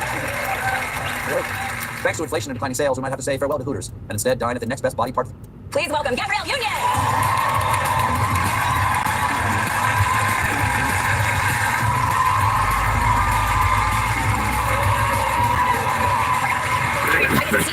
Oh my gosh, so happy you're here. That's awesome. Thank you guys. Yeah, right? So happy that you're here. Congratulations on the movie. It's so much fun. You're incredible in it. And truth be told, there are a lot of great tips on how to commit crimes in this movie. So many, well, not to get away with it, but yeah, almost. So spoiler alert. The cast is incredible. It's you, Bill Murray, Ed Harris, Jennifer Coolidge, who's on the clip, Lee Davidson. Louis Pullman. I mean, no, I was a little intimidated initially. I think it was the third person to sign on. It was Jennifer, who's the star and the icon. It was also the executive producer, and it was Ed Harris, and they're like, you would be Ed Harris's love interest. Okay, that's all the right stuff. Yeah, yes, please. That's all it took. That's all it really is all it took. And I read that you all filmed everything in 22 days. Yes. Is that true? And mostly in one location? Yes, the vast majority of the movie was in one location, which was the house that you see in the film, which is a little smaller than it appears. So yeah, we had a lot of challenges. Like it. Yeah, I mean, if you're going to be stuck in a house for 22 days with a cast, it's not a bad cast to be stuck in a house. It's not a bad cast, yeah. But when you bring animals to work, generally most people are like, does anyone have allergies? And that didn't happen. And there were animals who also brought their dog, right, to set. Except one of our cast members, whose name was Pete, he is terribly allergic to dogs. Oh God. And it starts with a, with a, yes. And they were watching him turn into Hitch, and I was like, oh no, this is awful. Or like people, they think that they're, far enough away from where we're filming that they can eat Doritos. And you are delivering. I'm like, and this is my Oscar-winning performance, and it's like crunch, crunch, crunch. Oh, we didn't get that. Oh my God. Well, I have to say the movie's phenomenal, and your work is phenomenal in it. So congratulations on that. We have a little something in common. Yes. Your first job ever was interning at a modeling agency. Yes. My first job ever was interning at a modeling agency. Yes, but yours blossomed into an incredibly successful modeling career. Can we incredibly successful? Let's see. Yeah. Look at that. I mean, Naomi Campbell was clearly shaking her boots. I mean, you absolutely adorable, and you had a booming modeling career at that time. Sure, that was 1-800 desk. But it paid. I think it was like 120 a day, and I was like, oh, I'm rich. And then you pay 20%, and then the taxes and the whatnot, and I was like, so I have $6. But I would do those like industrials, yes, where they're like, where's this headset, right, for 100 whatever a day, and then later when I started, getting a little bigger in Hollywood, they brought it out because it's cheap photos, and now I'm the lady in the OnStar, thing, when you buy your car, and it's like, hello, I'm with OnStar, and it's me with the damn headset on. Oh my God. Like, I'm like promoting this, but it was just, well, we're broke. You do these damn. Of course, you signed up and you're young and you don't know any better. I don't want to flex. Okay, flex on me. But I too had a little bit of a modeling career many years ago. So do you have a picture? Yeah. It's the double loop. Not everyone would have done the double loop. No, I did the double loop. It's the double. It's like the sunglasses. I used to do Montgomery Wards. All the biggest department stores for their big Memorial Day weekend double spread, and yeah. Oh yeah, just so organic. Yeah, my modeling career started and ended with that photo. Basically. Yeah, same. I am so impressed. You are incredibly outspoken about the deep inequalities that exist in the entertainment industry. What does progress look like to you? I mean, when you move beyond representation is step one. When there's a billion steps, I don't want to sit at a crappy table. That just means I'm covering crap. Like I want real the power to actually elicit change. Right? You know what I mean? And that doesn't come with step one. Like you have to actually be uncomfortable. So when I started producing and I was putting together. And when the rubber hits the road, they're like, well, are you willing to give up money to make sure such and such is paid? And I was like, yeah, I am.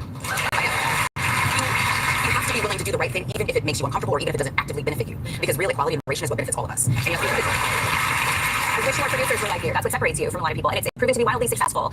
When you were starting your producing career, you talked about an experience that happened on the set of Deliver Us from Eva that changed the way that you looked at producing from that point forward. Yeah. What was that? So we were in the hair and makeup trailer, and it was me and LL Cool J. They are familiar. And I'm very Scorpio, and I like to argue, and I like to be right more than anything. And people are like, do you want to be right? Or do you want love? And I was like, to be right, I feel loved if I'm right. So we were having a little argument back and forth, but the time is just ticking, right? You're thinking, this is the most important thing, right? End of the day, I sort of forgot about the little debate that we were having, and I overhear one of the crew guys say, well, now I'm not going to make it to my daughter's, event. And you start to realize no one person is bigger than anyone else. It takes every single one of us to make this. And all of our time is important. And when you start thinking that your time is more important than someone else's, you've lost the plot. And so I vowed that if I ever, became a producer, that I would make sure that everyone's time was respected and everyone understood that no one person is more important than anyone else. I love that story. That impacts, and it starts at the top. When you set the pace when you're on set, when you're producing something, you're number one on the call sheet, you set the pace for everyone else. No, absolutely. But you have to be willing to there was a gig, and the studio that shall remain nameless, they didn't want to give this woman who has been nominated for Oscars, multiple, an executive producer credit, which she deserved. We all worked on this project, and they were like, this is good enough for her.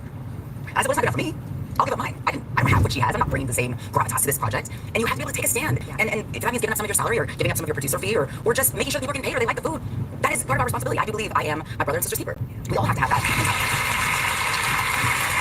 I want to talk about your daughter Zaya, who was honored at the Out 100 event last year for her trailblazing in the queer community. What does it feel like as a parent to watch your daughter be so fearless in advocating for rights, especially right now in this moment in time when there's so much oppression, hate, fill in the blank from this administration? It's scary. And I am in awe constantly of her bravery.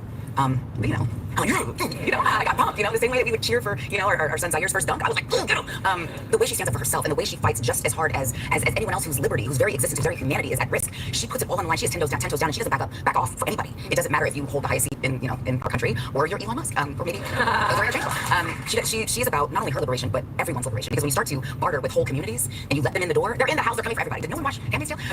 It's coming. So you have to fight, and she's a fighter. And so I'm proud I raise fighters. I'm happy about that. Well,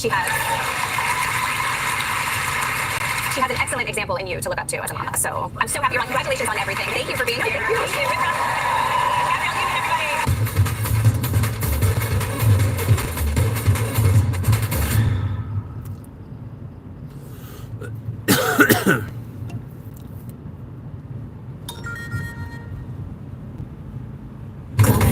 I'm in heaven already. One of my idols is coming toward me, and I have an ice cold beverage. Just look at that walk. You walk like you're 42. You don't have any tight hip flexors. You walk like a 42-year-old. I've never seen a sweat like that. You know what I thought walking over here? Yes. I thought, I'm going to need the crying box tonight because I know you're one of those few people. Well, don't put too much pressure. Oh, no. But you cannot help it. Oh, you're so sweet.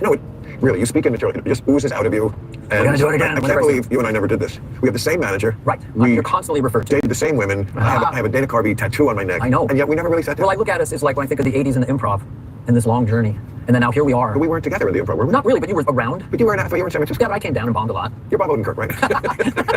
It's fantastic. Did you have Bob on the show? So I, Get a lawyer. That's my advice to Elon Musk and Donald Trump. And it looks like they're taking it up. Check out these headlines today, guys. Justice Department hires for court battles as Trump slashes other agencies. Basically, what's going on? They're trying to move very, very quickly. They're trying to do things that are legal and constitutional. And right now, their biggest need is lawyers to defend them. And effectively, if you're a good lawyer, if you know the law, you don't want anything to do with these kind of people. Let's just jump right in and we'll talk about what's going on here. So this is the story. It says the Justice Department is recruiting new attorneys to help defend President Donald Trump in immigration and other policies in court. Right? You're trying to do all this stuff. You need people to defend you. According to public job postings, department officials and legal experts. Right? So help wanted signs are hanging out everywhere. Please come work for the Trump and Musk people if you're an attorney. That's what they need. The aim is to create a cadre of lawyers with the skills and willingness. That's going to be tough to find. Willingness to back the administration as it gears up legal challenges on birthright citizenship, sending migrants to Guantanamo Bay, federal workforce fines, and deep spending cuts and more. There's a whole bunch of stuff they're trying to do. And when people get hurt, right, you're cutting people's jobs, you're sending people to private prisons that may be violating human rights. You're doing all kinds of things. Like there's so much stuff they're doing all at once. It's going to affect people's lives directly and immediately. And essentially their biggest need right now again is defense attorneys. And I'll say this. And you know, I know we make jokes about this kind of stuff. Where it's kind of funny, hey, you know, the biggest need is defense attorneys. But guys, there are real people's lives on the line. And fight for yourself, fight for your rights. And that's what people are doing. And essentially, it's forcing Trump and Musk to like really take a defensive posture. That's why they got the help wanted sign out. A lot of people are quitting them. We talked about this before. And they tried to do the whole thing in New York with Eric Adams stuff. It was like 7 lawyers quit. And they're getting the same thing in you know, as they try to push it with immigration, citizenship, you know, firing federal workers stuff. You're going to have so many lawsuits with that, and then again the spending cuts. It also says here the hirings are largely to fill openings created by the high number of civil division attorneys who had resigned since the 2024 presidential election. Right, people aren't going to be a part of their administration.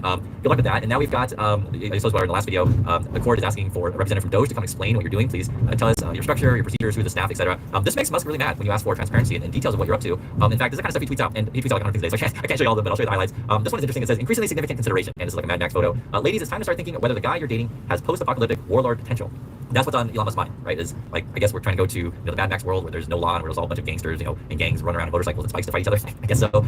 Musk is gathering his gang. This is from Senator Eric Schmidt. So I think these are all Republicans, and effectively these are the people they're calling this the Doge caucus. I just want to show you who they are, what they look like, and they're all kind of same. I don't have to say it. I'm just showing you the picture. You can see it for yourself. And for me, this doesn't represent America. You may disagree, but I know America has a lot of different types of people in it. You know, and that's who Musk is working with to destroy America. Their plan right now is to fire as many judges as they can because essentially the courts and the laws are against them. And so he tweets out these kind of videos like, oh yeah, let's impeach judges, let's get rid of the law, let's just get rid of these people. And it's like, come on, really? And some of the well, let's say this, some of the Republicans are pushing back because they don't want to go to prison, they don't want to break the law. Because you may have policies you want to push through, right? But people who've been in Congress for a long time, they know how the system works. So you'll get these videos every time. I don't know the Joni Hirsch, but I guess she's like, hey, we're working with Musk to save money. It was all vague statements. This was the most interesting one though. And again, Musk tweets out tons of stuff. So this is one of Musk's buddies. This is the senator from Utah. He hates Social Security. He's always trying ways to eliminate it or privatize it. But this was an interesting tweet by him. It says here in a meeting today, and that was the one I showed you guys. Elon Musk clarified that Doge personnel have no authority to fire federal workers or cancel federal contracts or payments. So this is definitely rolling back the rhetoric that they're saying before, right? So honestly, I don't know what they're doing over there. That's why they're called in court. But at least according to Senator Mike Lee from Utah, he says in our meeting today, Elon Musk clarified that Doge personnel have no authority to fire federal workers or cancel federal contracts or payments. So I think there's definitely pushback. You can see in their language. Rather, they make recommendations to department heads and other executive branch personnel who have such authority. Those most inclined to demog Doge are attributing the Doge authority it does not have. I'll say this as well. There's a possibility you put out this language to say, oh, you know, we don't have any power to fire people, and then suddenly like, okay, so who's firing everyone? Who's pushing it right now? So they could read this one or two ways. They're trying to dodge liability, which is something they've tried to do with Musk before by saying he's not actually the head, right? Or they could be saying like, oh no, this is like someone else's fault, and then they'll pick the last time we named someone like the Pamela person, which is just basically a fall person. Who knows? But that's I'm just saying now they're trying to make the case that they have no power. It doesn't really make any sense. But that's their defense, and that's why they're getting defense attorneys. We'll see you in court, right? That's what it ends up being. This is Elon Musk. He says here, the New York Times is pure propaganda and a bunch of a-holes. That's how Musk responds to stuff when he's a losing argument. He starts calling people names. So basically what's going on is the New York Times, actually, they've been doing a good job of exposing Doge. They put out a list with pictures of the people involved with it. So we actually have right here, so here's the Doge leadership. Elon Musk, Steve Davis, Brett Smith, Ian Gleason, Chris Young. We have much more of the pictures of staff. I'm not going to hear about the name, but I'll say that these are who they are. You can see what they look like, right? Same kind of people. The basic gist of it is it seems to be a lot of like kind of tech-focused people, engineering people who are connected to Musk companies. I mean, we kind of knew this stuff already, but it's just more important to actually see, you know, who they really are. And it also mentioned too, which is kind of interesting, I can confirm, because I've seen it for myself, where many of these people are deleting their social media accounts, right? Because they're, you know, probably getting harassed or whatever, or they'll make them private, or some of these people have said, well, to say, I'm trying to be nice about stuff, I'm polite, you know. Well, you know, some people said say racist things, sexist things, questionable stuff. It just makes the whole thing look bad. But obviously it should look bad already. If you understand they're cutting people's jobs, services that you need, cutting stuff that we need, like, you know, how are we gonna fight the bird flu or measles? Like, these are actually really serious life-threatening stuff. So, like I said, I we make jokes sometimes, but I just want to make sure you understand the seriousness of the stuff they want to cut is affecting your life directly. The Republicans, their plan is to try to throw some sort of smoke screen. So yesterday they said, hey, we're gonna announce this really awesome, you know, Epstein files and a whole bunch of names and stuff like that, right? It came out today, and I guess there wasn't really anything there that we didn't know already. It was heavily redacted. So that's why when you read headlines where it says influencers say they received the Jeffrey Epstein files at the White House, like there's nothing there, right? The headlines would be like, hey, you know, so and so person, you know, did blah blah blah, right? It would be headlines, be all over the place, but there's nothing. They're just trying to like, how was I to say it? There's a lot of conspiracy theorists kind of people in the Republican Party, and you know, to sort of distract you to say, hey, vote for us, we'll uncover all the conspiracies, you know, whatever. And there's bad stuff happened. I'll say that, but we didn't get any new information. I think this is just to distract you from the cuts and stuff that Musk is trying to do. They did this one too. This was a weird one. If you follow the Andrew Tate story, he was in trouble in Romania. I don't want to say this stuff. It's very, very bad. It's very bad. Hurt a lot of women, and just whatever you can imagine, that's what they're up to. For whatever reason, I guess he's still in trouble. I guess if he's in the USA now, I guess in Florida, and I guess if the court calls him back, he'll have to go back. Even DeSantis is like, you're not welcome here, which is kind of interesting. So my understanding of it is maybe Tate's connected to the Trump family, got friendships in the government to help him out. Maybe they think Tate's going to help out with their voters or whatever. But it's this kind of stuff which sort of, to put in the simplest terms, you know, these Tates, these Trump's throw gangsters, basically mafia people. They all self-serving people, and the way that they build the support is to say, hey, I'm really, really rich, therefore I'm cool. And sadly, and I would put it in other terms, is I feel like when we watch these people, take control of the keys of the cars, as they call it, drive us off a cliff, it just sort of represents the moral decay in USA, which is unfortunate. And it's crazy because the Republicans used to paint themselves as being, the party of family values and we're all Christians, etc. But I think what this really exposes of them is just how hypocritical a lot of these people are. I think that's important to understanding like the world that we live in, where it seems to be driven by greed, to be perfectly frank. And I understand the whole mess situation, or which I started to say, it's like focus on the apocalyptic, desolate future. We're all fighting over water or whatever.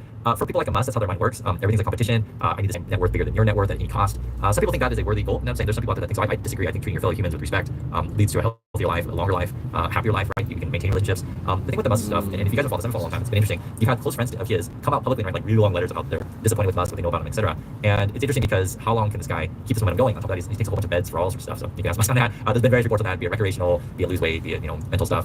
He does all sorts of things, and that's why it's kind of crazy that that's the person that we're putting our trust in. But like I was saying, he goes to these kind of meetings, and yes, it's true. Many of these Republican people are fake, and you can pick whoever your favorite fake one is. But these people, many of them have law degrees, or they've been here for a long time. They know that you can't necessarily do everything that you want to break the law, go to prison. Not everyone really wants to go on that game. So that's where I think that is the challenge for them right now, is they're past this crazy stuff that they want to pass, right? You all the stuff that you need, and effectively fire everyone that they possibly can, and try to create this sort of corrupt, oligarch state. It's going to be interesting, like who goes along with it, who doesn't, and that's why the fight right now is getting as much defense attorneys as they can. I personally think that they're going to burn out. That's just my opinion and call on that, because I just don't think you can put a bunch of self-serving people in a room and have them expect to work together as a team when they're, again, that's their goal, is to like who's going to be the top warlord. It doesn't end well for any of these people, and we'll keep track of this stuff. So anyway, I'd like to hear your thoughts on all these things, and I'll catch you on the next video.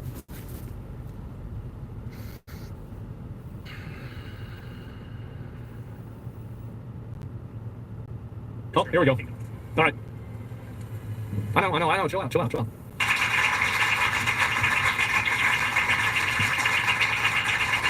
Thank you very much. Thank you very much. Great honor. Great honor. Today it's my privilege to welcome the Prime Minister of a very special place, the United Kingdom, to the White House. Prime Minister Starmer, you've been terrific in our discussions. You're a very tough negotiator, however. I'm not sure I like that, but that's a very, very special person. The Prime Minister and I have gotten off to an outstanding start. The U.S. and UK have a special relationship, very special. Really like no other, passed down through the centuries, and we're going to keep it that How's the volume, guys? strong as it is. And very importantly, I hear it's a little bit low. My letter from King Charles. I'm going to take it up by 20 times. Through the Prime Minister, historic second state visit to the United Kingdom. And that's a great honor because it's never happened before. One person has never been extended that honor, and I really do call it an honor, but it's not for me, it's for our country, it's respect for our country. So I just want to thank you. I want to thank King Charles. Thank you very much, and we accept. I don't know if the media is going to follow us. I have a feeling they might. Okay? Thank you very much. Appreciate it. I'm pleased to say that the bust of one of the Prime Minister's greatest predecessors, Winston Churchill, is now back in the rightful place in the Oval Office, and we're very proud of our meeting today.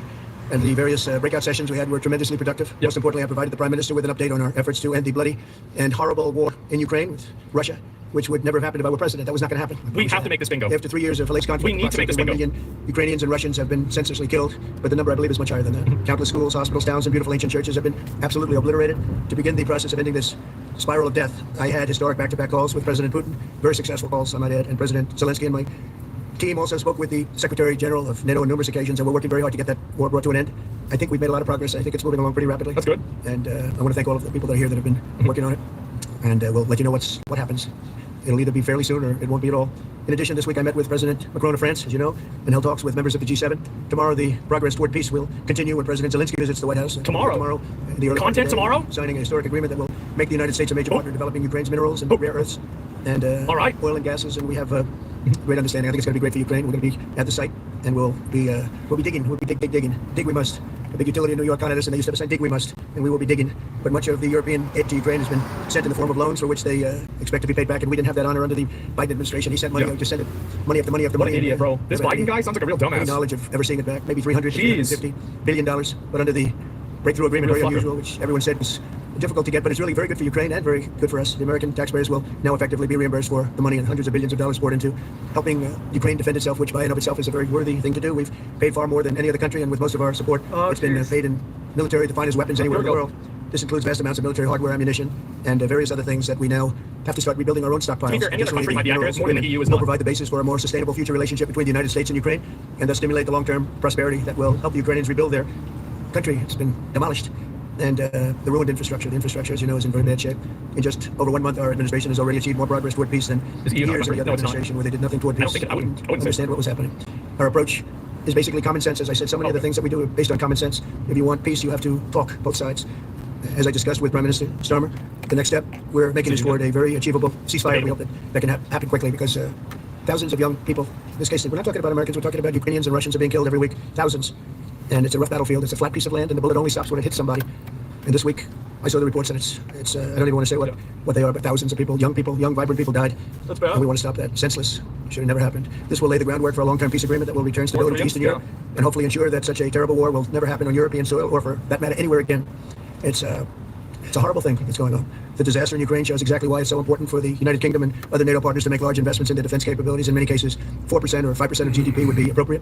I know that they're raising it. I just read an article, a great article about the work you're doing in the UK as to the military. You're raising it quite a bit, which is a great thing to do for your country. It's a great thing to do. It's sad that we need that, but probably need that. So congratulations on that. I know you got it through. After years of chronic underfunding, there's an urgent need to catch up for some countries. I want to thank the Prime Minister once again for traveling here today.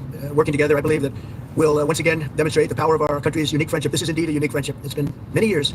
And I think it's only gotten stronger. And we will make sure that it stays that way. We're going to have a great trade agreement. One way or the other, we're going to end up with a very good trade agreement for both countries. And we're working on that as we speak. I think we'll have the confines. I think we'll have something maybe even in terms of possibilities agreed to very shortly. JD's working on it, Vice President, and Scott. And I'm just looking at this all from Mike. You're going to work on it. Everyone's going to work on it. We'll see if we can do something pretty quickly. But we're going to make some great trade agreements with the UK and with the Prime Minister. And it'll happen very quickly. So I just want to thank you again. And please thank King Charles for the invite. And we don't like this look idea. forward to giving our acceptance on behalf of the United States of America. Thank you very much, sir. Already sucks. Thank you. Well, thank you very much, Mr. President. Thank you for your hospitality. Thank you for your leadership. This has been a very good and very productive visit. With your family roots in Scotland and your close bond with His Majesty the King, it's good to know that the United Kingdom has a true friend in the Oval Office. And it was so good to see the bust of Winston Churchill back in its rightful place just a moment ago. But look, in a moment of real danger around the world, this relationship matters more than ever. We remain each other's first partner in defence, ready to come to the other's aid, to counter threats wherever and whenever they may arise. No two militaries are more intertwined than ours. No two countries have done more together to keep people safe. And in a few weeks, we mark VE Day, the 80th anniversary of victory in Europe. Oh, yeah. Britain and America fought side by side to make that happen. One of the greatest moments in our history. We stand side by side still today. And we're focused now on bringing an enduring end to the barbaric war in Ukraine. Mr. President, I welcome your deep and personal commitment to bring peace and to stop the killing. You've created a moment of tremendous opportunity to reach a historic peace deal. A deal that I think would be celebrated in Ukraine and around the world. That is the prize. But we have to get it right. There's a famous slogan in the United Kingdom from after the Second World War. Wow. That is that we have to win the peace. Yep. And that's what we must do now. Because it can't be peace that rewards the aggressor, or that gives encouragement to regimes like Iran. We agree history must be on the side of the peacemaker, not the invader. So the stakes, they couldn't be higher. And we're determined to work together to deliver a good deal. We discussed a plan today to reach a peace that is tough and fair, that Ukraine will help shape, that's backed by strength, to stop Putin coming back for more. And I'm working closely with other European leaders on this, and I'm clear that the UK is ready to put boots on the ground and planes in the air to support a deal, working together with our allies, because that is the only way that peace will last. Mr. President, in this new era, you're also right that Europe must step up. And let me tell you now, I see the growing threats we face, and so the UK is all in. This year we'll be giving more military aid to Ukraine than ever, and just this week, I've set out how we're shouldering more of the security burden. We're already one of the biggest spenders in NATO, and now we're going much further, delivering Britain's biggest sustained increase in defence spending since the Cold War. This isn't just talk, it's action. It's balancing the transatlantic alliance, making us all stronger, and standing up for our shared values and shared security, as Britain always has. Mr. President, it's no secret we're from different political traditions, but there's a lot that we have in common. And we believe it's not taking part that counts. What counts is winning. If you don't win, you don't deliver. True. And we're determined to deliver for working people of Britain and America, who want and deserve to see their lives improve. So we're both in a hurry to get things done, and that's what the UK and US do when we work together. We win, and we get things done. So we'll do what it takes to keep our people safe. We'll also work together to deliver some big economic wins that can benefit us both. We have a $1.5 trillion invested in each other's economies, creating over 2.5 million jobs across both. He's lying. You guys think he's lying? Our trading relationship is not just strong, it's fair, balanced, and reciprocal.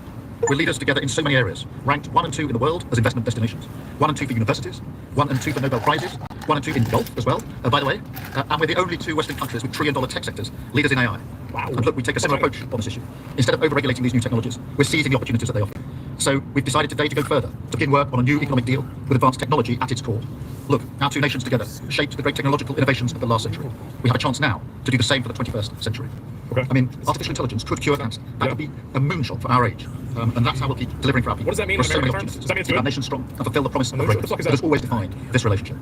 Finally, to underline the importance of this bond. It was my privilege and honour to bring a letter with me today from His Majesty the King.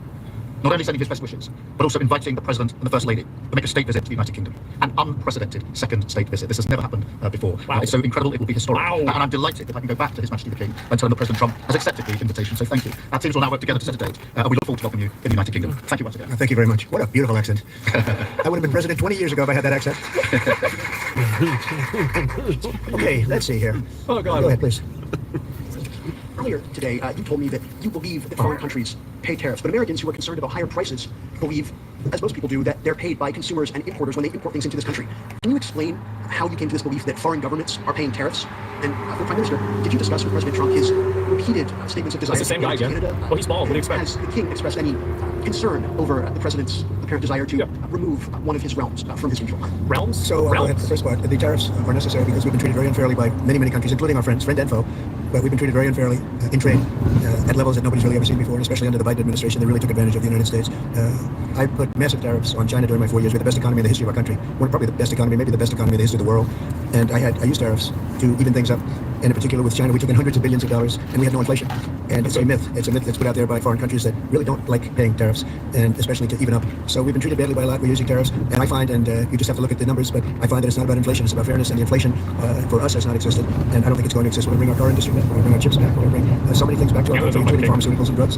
And the thing that's going to get us there is tariffs. And I say often, it's my favorite word in the dictionary, but I always preface that by saying now, because I got into a lot of trouble with the fake news where they say that's not good. So I say God, love, family, wife. They're all my favorite words. But tariff is about number 4 or 5 on the list. But I will tell you, it's going to make our country rich, and it's going to stop us from being a laughingstock all over the world, because we have been taken advantage of like no country has ever been taken advantage of. Thank you very much. And Look, we had a really good discussion. A good discussion as a result of which our teams are now going to be working together on an economic deal. Our teams are going to be working together on security in Ukraine. You mentioned Canada. I think you're trying to find a divide between us that doesn't exist with the closest of nations. And we had a very good discussion today, but we didn't. That's enough. Thank you. That's enough. Please. Go ahead. Go ahead. Yes. Thank you. Oh, God. Trying to check off, obviously. Mr. President, you said you're working on a trade deal with Britain, which we of course welcome. President Obama once said Britain was at the back of the queue for that trade deal. Where are we now? When do you think we're going to see that? And Prime Minister, the BBC has today admitted serious flaws over the recent Gaza coverage, suggestions of payments made to people linked to Hamas. Does the BBC still have your trust? Thank you.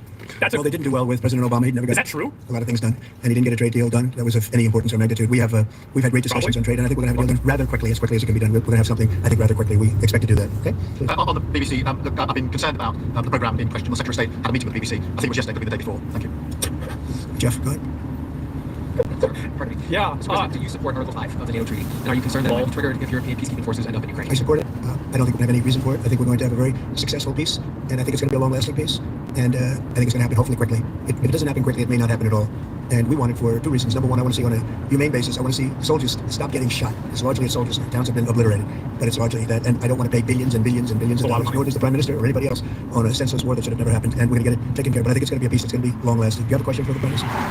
Just trying to get him a call on him. Mr. Prime Minister, you were asking the President today about a backstop for Europe if the peacekeeping force ends up in Ukraine. Did you feel like you got a satisfying answer for yourself and for Europe? And Mr. President, if you want to comment on that as well, please do. Yeah, we had a very productive discussion. Obviously, as the President says, the deal has to come first. But yes, our teams are talking about how we make sure that deal sticks, is lasting, and enforced. So our teams are talking about that. Okay. Please, Luke. Mr. President, some experts think it could take more than a decade to mine the precious minerals from Ukraine. How much do the U.S. expect to receive, and when do you expect to see that come to fruition? Well, we're never going to that answer, but by our being in Ukraine and doing the exploration and also the digging and taking the rare earth, which we need in our country very badly, we'll be doing a substantial amount of work, probably about at least what we have in there. We hope to be able to do that. You never know when it comes to that. You know, you dig and maybe things aren't there like you think they're there, but we'll be spending a lot of time there. It'll be great for Ukraine. It's like a huge economic development project, so it'll be good for both countries. Okay? Please. Prime Minister, you talked about putting yourselves boots on the ground in Ukraine in the event that President Trump succeeds with his peace deal. But can you do that without a firm assurance that America will have our back in the form of some kind of security guarantee were Putin to reach that agreement? And Mr. President, tomorrow you're seeing President Zelensky to sign this deal on minerals and energy that could be hugely important to the United States. Will you take the opportunity to apologise to him for calling him a dictator while praising Vladimir Putin, who is a dictator? Well, Robert, let me start by saying I've been really clear today and previously that I think that European countries should step up in our own defence and security. We've been doing that in recent days. You saw the announcement we made on spending just the other day. In addition to that, I've made it clear that the United Kingdom will play its full part in ensuring that if there's a deal, and we hope there is a deal in Ukraine, that is a lasting deal that sticks. And we're obviously working with other European countries on that, France and NATO in particular. But I think I'm hosting 18 countries on Sunday to further our discussions. You heard from the President this morning that, you know, as historically has always been the case, we have each other's backs. And today we've been talking about the deal, how that will be a lasting deal. And coming out of this, our teams will now be talking in detail about that. And I think we're going to have a very good meeting tomorrow, 11 o'clock. And I think we're going to have a very good meeting tomorrow morning. We're going to get along really well. Okay? We have a lot of respect. I have a lot of respect for them. We've given them a lot of equipment and a lot of money, but they have fought very bravely, no matter how you think. It's just not even going to answer the question. Somebody has to use that equipment, and they have very bravely. Yeah, it's not even going to yeah, please, go ahead.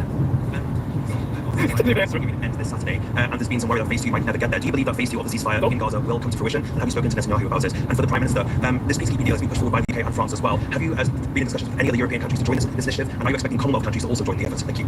So we're working very hard in the Middle East and Gaza and all of the problems, and it's been going on for years and years and centuries and centuries. It's a tough neighborhood, but it could be a very beautiful neighborhood. And I think we're going to come up with some pretty good solutions. But phase 1 is almost complete. We've had some people that have been very seriously injured, very seriously hurt, both physically and mentally.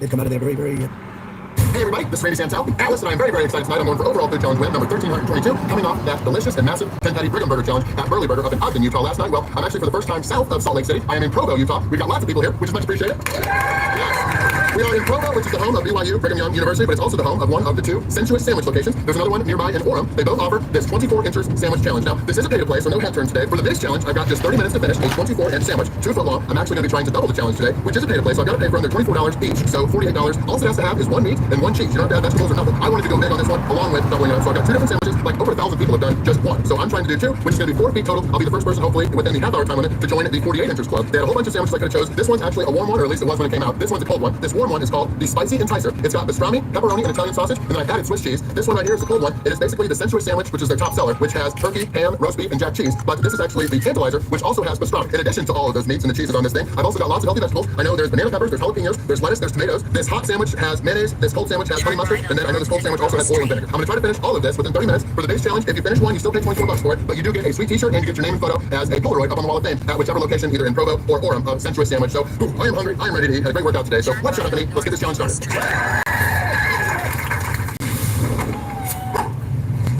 Alright, no half turn, because this is a pay to play. I'm going to probably do half, and then I'll switch to this, and we'll just see what happens. 1, 2, 3. Alright.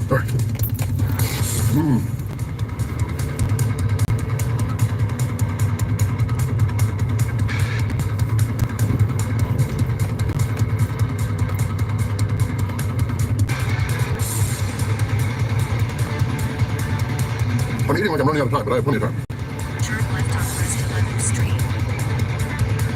First half of the Spicy Enticer was awesome. Now let's see if this is actually tantalizing. I told you in the last video, I'm here in Utah visiting Nathan. Why would Nathan Figueroa love this sandwich? It's got pickles!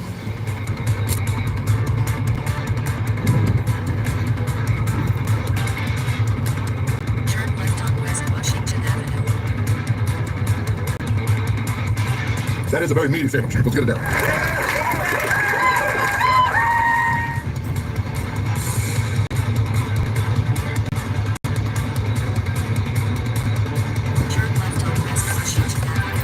I don't know about the bread, but I know the cookies are apparently baked by Provo Bakery. We're 5.5 minutes in. We are done with the first 2 feet. I can't really decide which one is better. They're both totally different regarding the meat. The Spicy Enticer is in front, so let's finish that one first.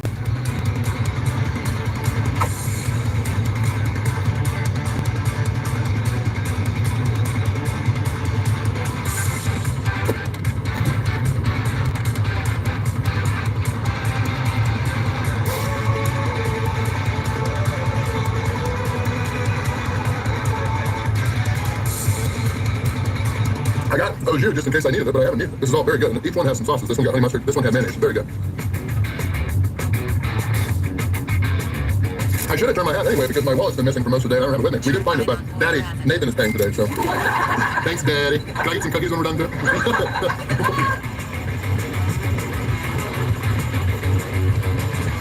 We are 11 minutes, 15 seconds in. We're doing great on time. We still have like 18 minutes to go, more than that. So the Spicy Enticer is gone. Now we're going to finish off the Tantalizer, which both have been very, very yummy. I'm glad I chose both. Just ahead, turn left on West Washington Avenue.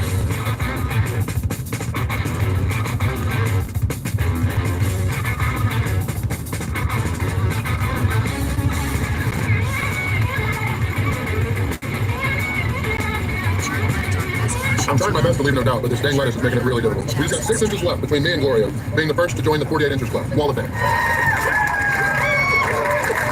When I first started, or when I was with the sandwiches initially, I was kind of worried about the 30 minutes. It went down great because of the bread and all the juices and sauces and stuff on the sandwiches.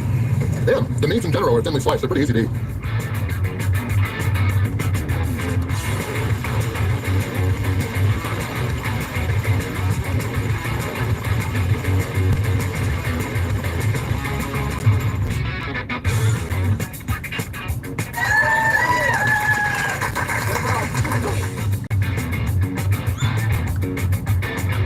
Anything else to show it off. Cheers. Thanks everybody for coming.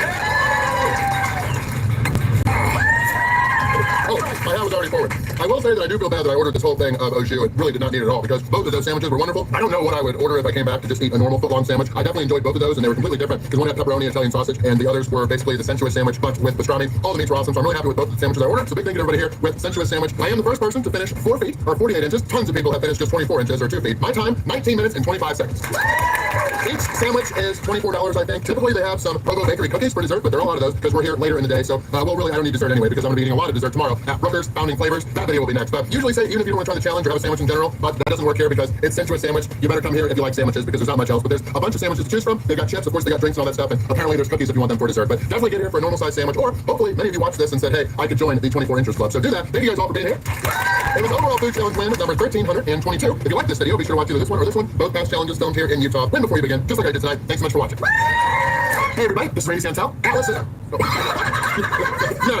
gotta wait till I say I'm in Provo. Okay.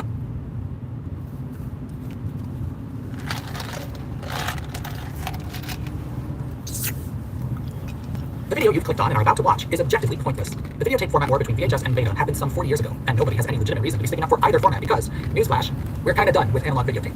And yet, a persnickety group of people just can't seem to stop themselves from popping out of the woodwork whenever they get the chance to lament that the worst format won. And this annoys me. Those people will cite all sorts of reasons for which Beta was better, but after a decades-long game of telephone made even worse by the internet, those supposed reasons are either missing a heck of a lot of context, misleading, or outright incorrect. And for the perfect example of such shenanigans, we need Everybody has narcissistic tendencies, and we're all self-absorbed, but nobody wants to admit it. It's always somebody else, it's always Donald Trump, it's always Elon Musk. But everyone has a manipulative side. There are no saints in this world. But can you use it productively? Yes, most definitely. There's deep narcissists who are very problematic. There's healthy narcissists. Knowing the distinction between the two will help save you years of misery. What from dealing with a narcissist? I want you to do the following. I want you to... Robert Greene is one of the most influential writers in history. Unraveling the secrets of power, strategy, and human psychology that are essential for resilience and success. What is it about human nature that we just don't want to admit? One is that envy is deeply ingrained in all of us. In fact, always wanting to be better and superior to others is the most motivating factor in 90% of human behavior. But if you don't admit it to yourself, that ugly emotion is like a nuclear bomb to all aspects of life. It will seize you by the throat and make you miserable. But there's also understanding things like we all judge on appearances, that everyone has a dark side, and that we are all actors. And I will get into the nitty-gritty of all of them because it's really about how powerful people use those traits to their success. People are lonelier than ever, and when you look at the impact that's having, it's equal to smoking 15 cigarettes a day. What is the antidote for this? I empathize with it very much so because when I was younger, I was losing in the game of life. I was very depressed and even suicidal, but what lifted me out was... This has always been in my mind a little bit. 53% of you that listen to the show regularly haven't yet subscribed to the show. So could I ask you for a favor before we start? If you like the show and you like what we do here and you want to support us, the free simple way that you can do just that is by hitting the subscribe button. And my commitment to you is if you do that, I'll do everything in my power with me and my team to make sure that this show is better for you every single week. We'll listen to your feedback, we'll find the guests that you want me to speak to, and we'll continue to do what we do. Thank you so much. Robert, at this moment in time, what do you believe your followers, your fans, the people that love your books, what do you believe that they're struggling with the most? And I'm asking this question because I imagine you get thousands of DMs and messages from these people. What are the common themes? Well, the most common question I get, particularly from people in their 20s, is they don't really know where they're headed, they don't know what their career is, but I call it mastery, their life's task. And I talk a lot about it in interviews and in my book, Mastery, and I make the point that it's the most important decision in your life, figuring out what you were destined for, why you were born, what you were created for, what makes you unique. And I say that everything... for Uber Eats, for Kira T. Everything will come from that one realization. And a lot of young people are very confused right now. I don't blame them. These are very, very confused. Kira, K-I-R-A. Particularly, I think the influence of technology and social media. And what I mean by that is, to know who you are, to know what you were meant to do in life, why you were born, what makes you unique, requires a lot of reflection on yourself, self-awareness, self-knowledge. You have to go inward. And when your attention is always focused so much on what other people are doing, what other people are saying, what they think is hot, what they think is cool, you become kind of a stranger to yourself, right? So when I talk about that concept to them, it's like, it sounds interesting, Robert, but I have no idea what that is. I don't know what my life's task is. Now, that's maybe 30 or 40% of the emails that I get. It's quite high, but it's not all of them. But it is a trend I've noticed with young people who are going through, I think, very, very confusing times. And I'm very empathetic to it because I was actually someone who was quite lost in my 20s. And I know the pain that can cause. Not feeling like your life has any meaning. I think that's something that really is tormenting a lot of young people. What does life mean? What will give me a sense of meaning, right? To what I'm doing, to where I'm headed, to my daily experiences. And not having that is deeply disturbing. I've been through that myself. I think I'm getting a lot of that kind of feedback in a lot of those emails among others. Is there a strategy that young people, or really anybody that feels lost or aimless in their life, should and is able to deploy to find their purpose, to find the direction, the thing they should be aiming at?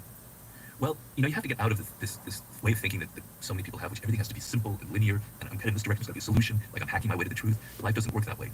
Life is very complex. So I can't give you a single track answer to finding your life purpose, you as an individual. But I can give you kind of clues. I can kind of direct you towards certain paths that have worked for me and that have worked for hundreds of thousands of other people who become masters and very successful in their field. And the first thing is you have to go inward. So you have to resist the pull that our culture gives you. You have to also really want this. That's probably what it really comes down to.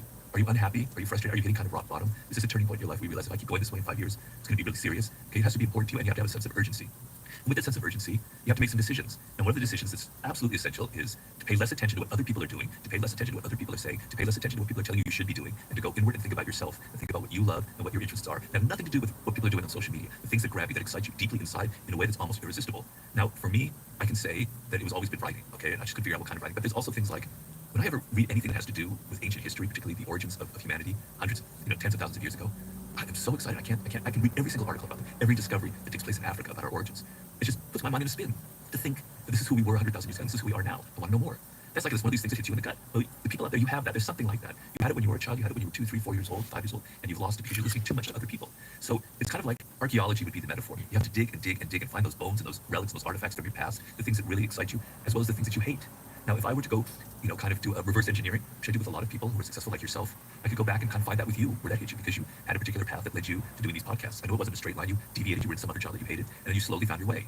With each of those stories, there's a lesson for people, right? And that's what I compiled in Mastery. But it all begins from a sense of urgency. I can't go on this way. I have to find something that I love. When you're 20 or 21, maybe you don't feel that urgency because you're so young. You look good. You have lots of energy. The world's kind of open to you. But you have to be careful because time passes really quickly. Those years in your 20s, they go by faster than you think. And if you've turned 30 and you never thought about this, and you've kind of been wandering around trying things, it starts to get a little difficult, much harder for you. So it's better you have that sense of urgency when you're 21 or 22. And the other thing I would say is, you don't learn anything if you're not excited by it. So you have to have a sense of fun and adventure about this. So discovering what your life's task can't be this dreary, boring thing that Robert's advocating doing. Oh, I have to spend time with myself, I have to look into a journal, blah, blah, blah. No, it's fun. It's an adventure. Trying different things that fit into this general shape of what you were destined for. It's a blast. When I was in my 20s, I had more fun than anybody. I had amazing times, the best years of my life. I was trying all sorts of different things. I was exploring, I was traveling, I had adventures. So I don't want your life to be boring. I want you to learn, I want you to have adventures. But you have to have a sense of direction, a sense of purpose to guide that kind of those different adventures that you go on. Do you think it's harder to find your sense of purpose and what you're deeply connected to as you get older? Yeah, I think so. Your mind gets a little bit more rigid. You think you know all of the answers, right? But what happens with a lot of people, I also get correspondence from, or let's say, turning 40 or even a little bit older, and they're coming to those crossroads, is it's even much more painful than when you're in your 20s, because there's a sense of regret, there's a sense that you've wasted your time. And to get back to a path that will suit you can be very difficult, as you mentioned. But there's also another side to that, which is you probably have been learning some skills in your life. You probably have had some experiences that have changed you. Because when you're 21, 22, you don't know the world, you don't know people, you think you know everything, but you don't know anything, right? You've never had any experiences in life, you've never had to suffer. Maybe you have, but not really suffering like you do when you get older. Okay, so you're 40, you've had tough experiences, you've been hardened, you're not so fragile, and you've learned things. If you change your mindset at that age and you go, I'm going to take what I have, my experiences, my skills, what I've learned, and I'm going to redirect it towards something more exciting for me, then it will work for you, right? But as you say, it can be hard because you're more set in your ways. You've got a life, you've got a network, you've got a reputation for being this thing, whether it's lawyer, doctor, dentist, whatever it might be. And so there's an element of shedding that might have to occur. Shedding people, shedding a city that you live in, shedding a way that people know you, an income. And that's deeply difficult. And so I think some people would prefer the certain misery of their current situation to the uncertainty. And the shedding that occurs when they go in search of something else. Yeah, but I mean, the pain that you feel when you get older, and we humans have very active minds.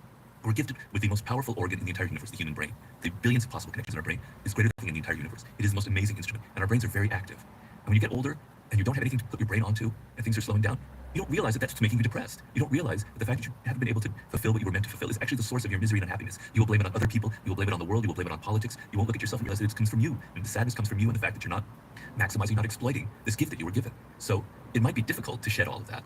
But I've talked to people, I'd say more like around 30 years old, who say, Robert, I'm at this horrible job. I'm in a fast food place or something, I don't remember what it was, or I'm a barista, whatever. I'm so unhappy. I have a wife and I have 2 kids. What do I do, right? And so I go into their misery a little bit, and then I say, okay, let's first figure out something you think you would really want in life. Something that will have an income, because you have to pay for your wife and your children. You can't just go off and write poetry or become a rock star. You have to support yourself and your family. What could that possibly be? And we dig. I say, all right, we have an answer, kind of an idea.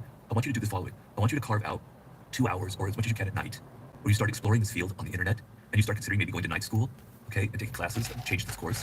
And then I want you to think of 5 years where you're going to be a goal, 5 years ahead. And they tell me, overnight, just having that has changed them. Suddenly from their depression, they have hope, and they feel 1,000,000 times better, and they have energy. Just from realizing that there's a possibility. It's going to take hard work, but there is an answer, there is a place to go. And so it changes it when you have some sense of direction. There'll be so many people listening to that now, and they'll be thinking, I have a plan, I have an idea, or at least a kernel of an idea, but I've spent the last 3 months, 6 months, 12 months, 18 months, 2 years thinking.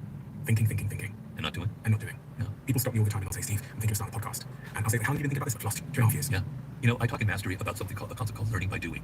And back in the Middle Ages, they used to have an apprenticeship that you would go through. 7 years. You learn to be a craftsman, right? You'd first go from being an apprentice to a journeyman to a master. By doing things, the brain learns.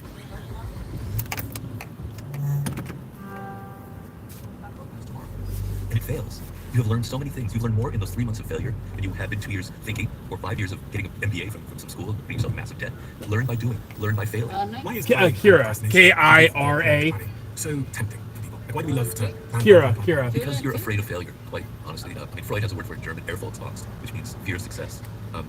Because this is something that afflicts a lot of adolescents. If you're successful, you now have responsibility, you now have a reputation, you now have succeded, and your next venture could fail. But there's pressure that comes with trying something and putting your name out there. And if I don't ever try anything, if I don't bother, if I blame the world, I blame my parents, I blame my education system, I blame my partner, this, that, the other, then you never have to worry, you never have to have that responsibility, you never have to have that fear of success. That holds people back. So it's easier to not do anything and stay in your little bubble and go, God, if only I had had money, I would have written this great novel, I would have done this, that, the other. It's just crap. You're trying to delude yourself, and you're afraid of actually putting your neck out on the line. That's what it comes down to. It's a common syndrome among adolescents. I was reading, I think it was the book, The Courage to Be Disliked, and it was talking in one of the sections about how some people they prefer to live in the realm of possibility. And the realm of possibility is the space you live when you declare to the world that you're going to do something and be something, and before you actually do it. So when I tell my friends, listen, I'm going to become an actor, for example, the year and a half where I go around saying I live in a world of possibility, but there's been no feedback to disprove me yet, which is nice. But I'm kind of getting credit for being the type of person that's aspiring to change. And that realm of possibility before you get feedback and try is a very nice place to be for some. It is, and it's very addicting, and it's kind of a narcotic, but the thing is, so you've got this realm of possibility, but you could become anything. I could become an actor, I could become a great novelist, I could become a CEO, I could be Elon Musk II. But the way the world works is, you don't achieve anything unless you have limits. Having limits and hitting that wall and that resistance is what makes you learn, is what makes you great, is how the human brain functions. And what I mean by that is, let's say you're learning the piano. You can't just start out playing anything and just do all the notes. It's very limited what you can do, right? And you have to go within those limits and those walls and learn the first things first, and then those walls start to expand a little bit. But you're constantly pressing against limits, and those limits make you stronger and stronger. It's like when you're swimming, the resistance in the water is what makes your muscles bigger, right? The resistance of limits is what makes your brain bigger, which makes you more successful, makes you learn. But if all you do is live in that nebulous world of possibility, you're never developing, you're never getting any muscle, you're never getting any strength, you're not developing life skills. It's a tough world, so you know that. People can be very cruel, it can be a very mean-spirited world. You have to have a thick skin in this world, you have to develop some toughness. And you develop that toughness by trying things out and by failing. And if you fail, my wife's in the film business, and we know a lot of actors. An actor, we think it's all glamorous, but it's actually like 99% rejection. People are constantly rejecting you. They're rejecting you for things that you have no control over, like your looks, And so what separates the actors who succeed and ones who don't are those that have a bit of a tough skin. They don't take that rejection, oh, I'm so unworthy, I hate myself, the world's so awful. They go, all right, I'm go on to the next one. I learned what wasn't working there, and you develop some toughness. If you don't develop that toughness, you're never going to get anywhere in life. And you get it by trying, and working at it. And when you're in that sort of first chapter of your professional life, is there anything from all of the work that you've done, the writing that you've done, that a young person should be trying to acquire? And I say that, should they be aiming at knowledge, skills, reputation, money, network? Definitely not money. Definitely not reputation. Perhaps, or fame. Perhaps network can help. But what you really want to do in this world, the 21st century, in our decade, is skills. You want to be learning skills. The more skills you have, and I mean true skills, I don't mean trying something out for a year and then going on something else. I'm getting real skill at something, right? Whether it's in computers, whether it's in the arts, in any field. Real skill. And then if you can develop 2 or 3 skills by the time you're in your 20s and still have some fun, the world is going to open up to you, because what you're going to be able to do when you turn 30 is you're going to go, I can take that skill that I learned in computers, I can take that skill I learned in media and in creating a podcast or whatever, I can create a business that's going to combine the two in a way that no one has ever thought of, because I'm a unique person. The world will open up to you. Skills are the goal of the 21st century.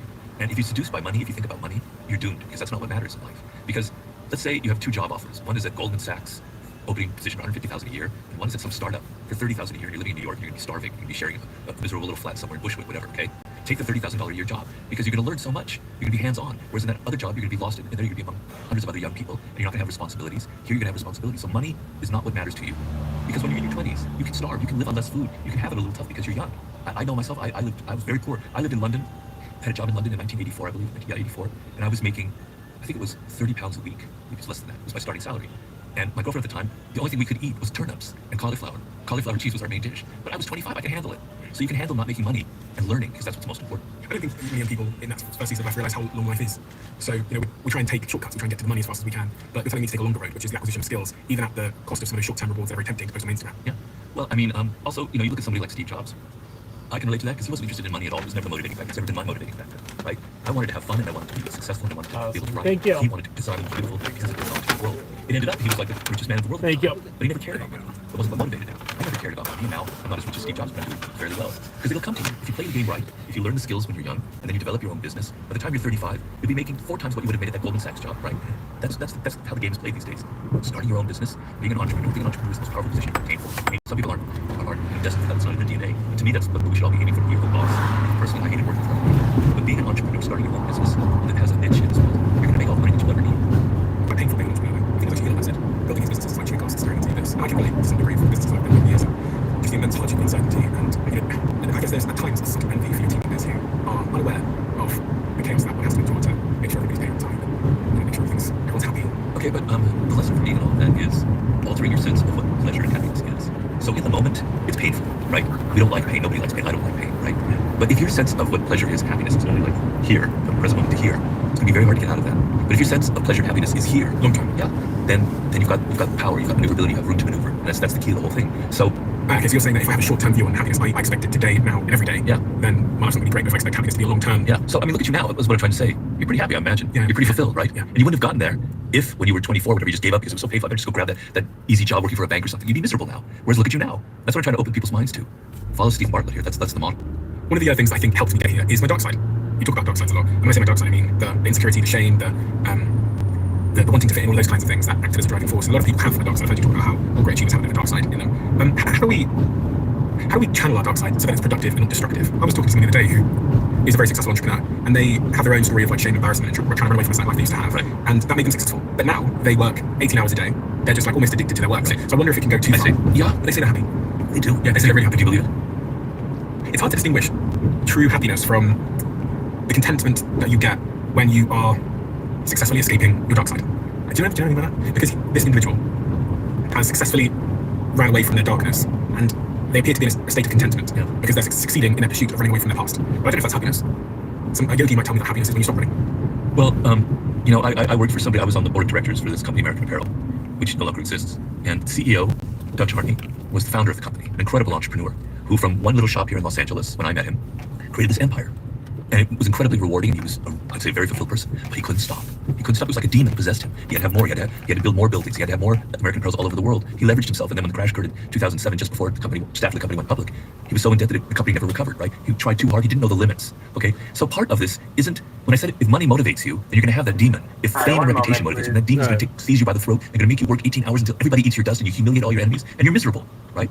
So knowing who you are and knowing what matters is going to save you from that kind of demonic possession, because you're actually not going to be very successful if you're like that. You're going to burn yourself out. You're not going to have very good ideas. What happens to a lot of people when they become successful is, first of all, it goes to their head. They think they have the Midas touch. They think they've got, you know, the golden touch, and then their minds start going in this kind of this singular direction. They learn how to do something, and they're just doing it, and they don't know how to learn. They don't know that there's other ways of doing things, right? And that's what happens when you become completely possessed, and your mind isn't open, and it isn't free, and isn't expanding, and you're not creative anymore. To be creative will require you to try something different, to not expand your company endlessly like he did, and instead to take the 5 branches that you have here in Los Angeles and make the product better, and be more creative with it, and don't be possessed by money and fame and reputation. That's the answer, I think, there. Does that make sense? Yeah, it does, yeah.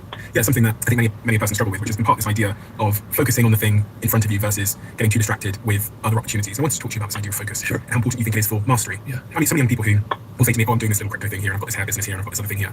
What would you say to those people that are trying to become a master in this world as a place to focus? It's funny because I'm helping the son of a friend of mine who's DoorDash for 519. He's very wealthy. He's done amazing things. But he's one of those people who spread himself out to all these different things. And I can't find a through line what connects them all except making money and having connections and stuff. And it's very alluring in this world, particularly, you know, where there's so many possibilities where you can get on the internet, you can learn this, that, the other people are doing these things, you can get into crypto, you know, you can start your own business here, you can get into the health and fitness world, and then later on try to figure out how to connect them all. But life doesn't work like that. That's not how the brain functions. That's not what we were meant for. Because it doesn't start from you. The whole thing has to start from you. It can't start from the world. It can't start from what other people are doing. It can't start from what's sexy. It has to come from within. If it doesn't come from within, then you're going to be floundering for years and years and years. And so what I've done with this young person, whose name I won't mention, but I love dearly, is 519. What is it that really is in your heart? What is it that you really, really love? How can we connect this crypto with this media business that you're starting, with the sports world that you're starting, with this fitness thing? What connects them all, you know? And to me, I was getting the sense, we haven't solved it yet, but he's kind of excited by celebrities and by that world. And that's fine. I think there's nothing wrong with that. So I'd say, well, maybe what connects all this is the film business. Right? Because the film business is pretty wide-ranging. To be a producer, to raise money, you're dealing with all kinds of different people, you're networking, you're meeting starlets, you know, it's a glamorous life, but it's focused, okay? So, you know, when you focus on something, the world just kind of opens up, but you have to be focusing on the right thing. So if you were meant to be a writer and then you decide because you want money to go into law school and then you focus very deeply on law school, what will happen is for a year or two, you'll be able to skid by, but then the wheels will start going slower and slower because you're not interested in it, you're not connected to it, you get bored, and your focus will start falling to pieces. But if it's something you love, you can focus on that for 7, 8, 10, 12 years and never get bored. From observing a certain family member of mine do a very similar thing, part of it as well is that when she would start one pursuit, starting X business, it would get hard. As it always does. And when you look over at the person across the road, they seem to be having a much easier life with their thing, or with their crypto, or with their whatever. And they tell you the story of how much money they've made and how easy it was, whatever. So you get tempted into believing that the grass is greener, and you pursue that. So now you're doing 2 things. Now your first thing starts to suffer.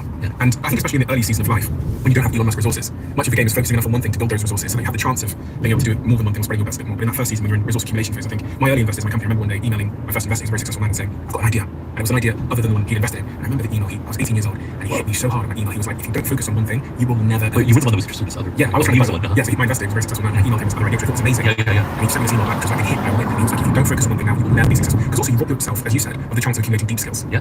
Yes, it is. Yeah, I remember this is something that wise people know. And if you're young, if you had like a mentor like you did, who can tell you the truth, the ropes as they are, it will help save you years of misery. I remember when we were at American Apparel, it was the year 2007, the company was just about to go public. I was about to be put on the board of directors, and this man came to me who was like your investor and said, Robert, just make sure that Doves doesn't mindlessly expand. Make the brand focused, have it focused on one thing, and then he'll be successful. At the time, I thought that was interesting, but I didn't really have the guts to like explain that to Dove. But there are people out there who understand the truth of this. But the other thing about envy, like you say, you see your other friend doing crypto and having so much fun and making so much money.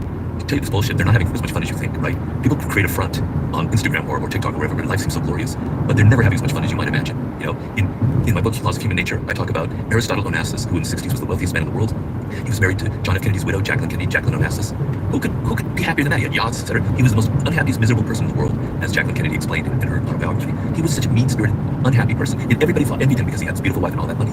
The people you envy are not doing nearly as well as you think, so don't let that influence your decisions in life. I've never forgotten a certain Johnny Ive clip that I watched many years ago. I think it was less than 5 years ago now, where he talks about working with Steve Jobs. And this is what he says in the clip. I've never forgotten it. Never forgotten it. It sounds really simplistic, but it still shocks me how few people actually practice this. And it's a struggle to practice. But is this issue of focus. Steve was the most remarkably focused person I've ever met in my life.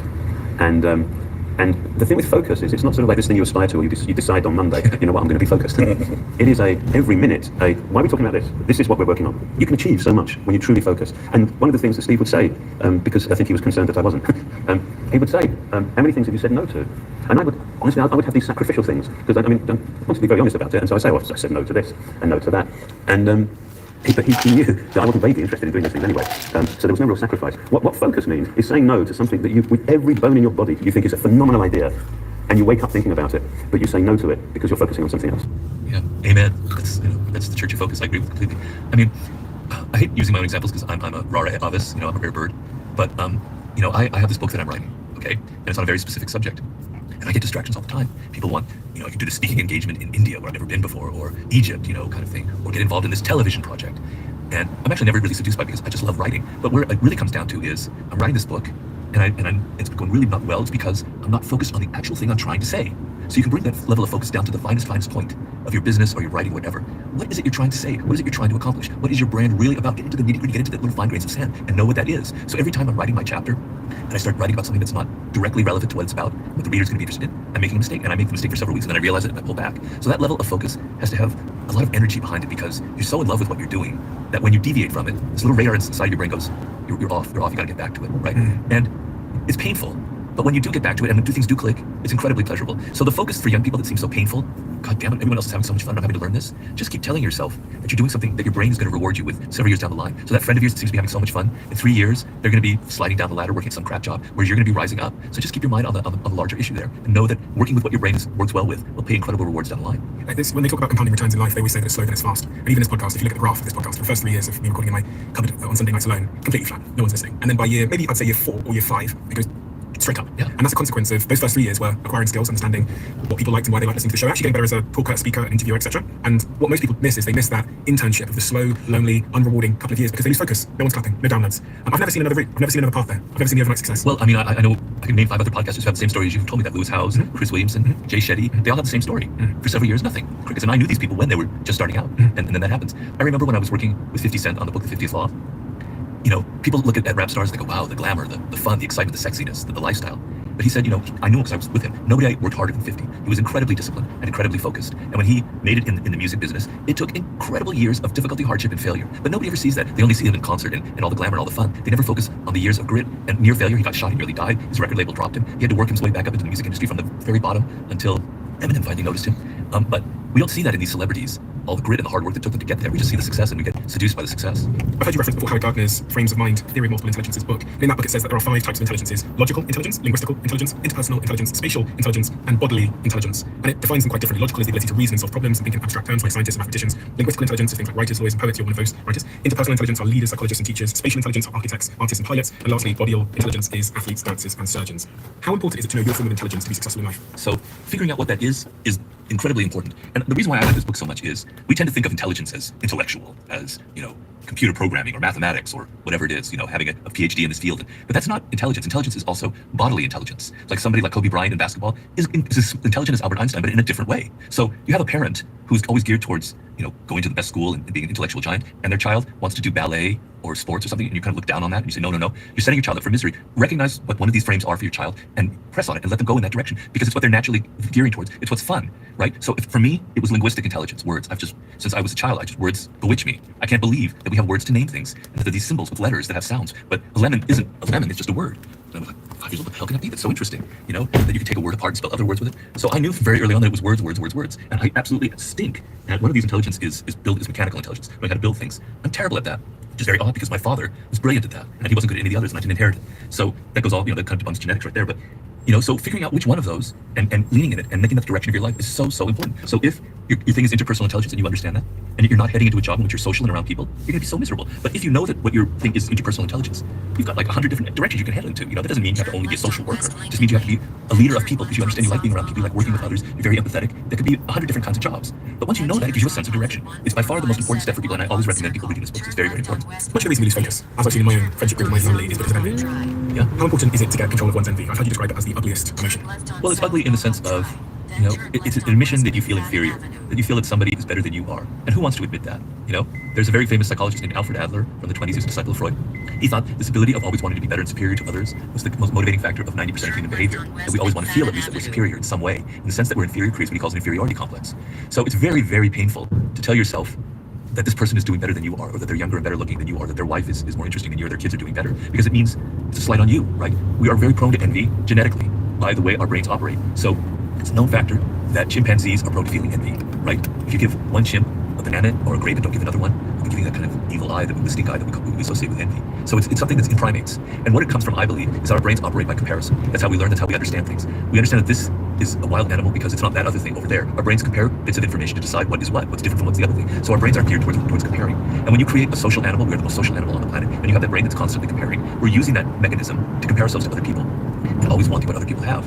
And they've noticed in hunter-gatherer societies from back in 30,000 years ago, the few that still existed in the 20th century, that envy was a huge problem among them. And so that when one person was given a gift, everybody in the tribe was so upset and angry that the person was given the gift and give it to other people so that they wouldn't be the target of envy, because it could lead to being murdered, right? So envy is deeply ingrained in all of us. We're constantly comparing ourselves to others, okay? But we don't want to admit it.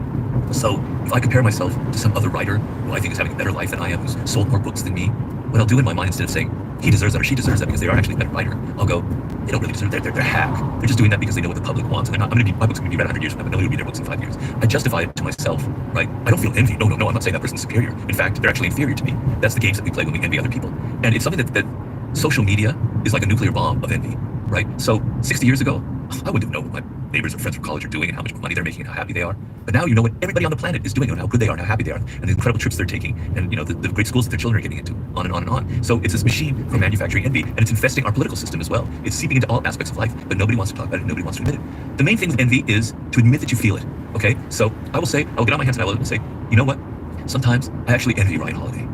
He's 30 years younger than I am. He's written already more books than I have. Before I even wrote my first book, he's got a family, he's got these great homes, he's doing really well. Yeah, sometimes I feel envy. I'll admit it, okay?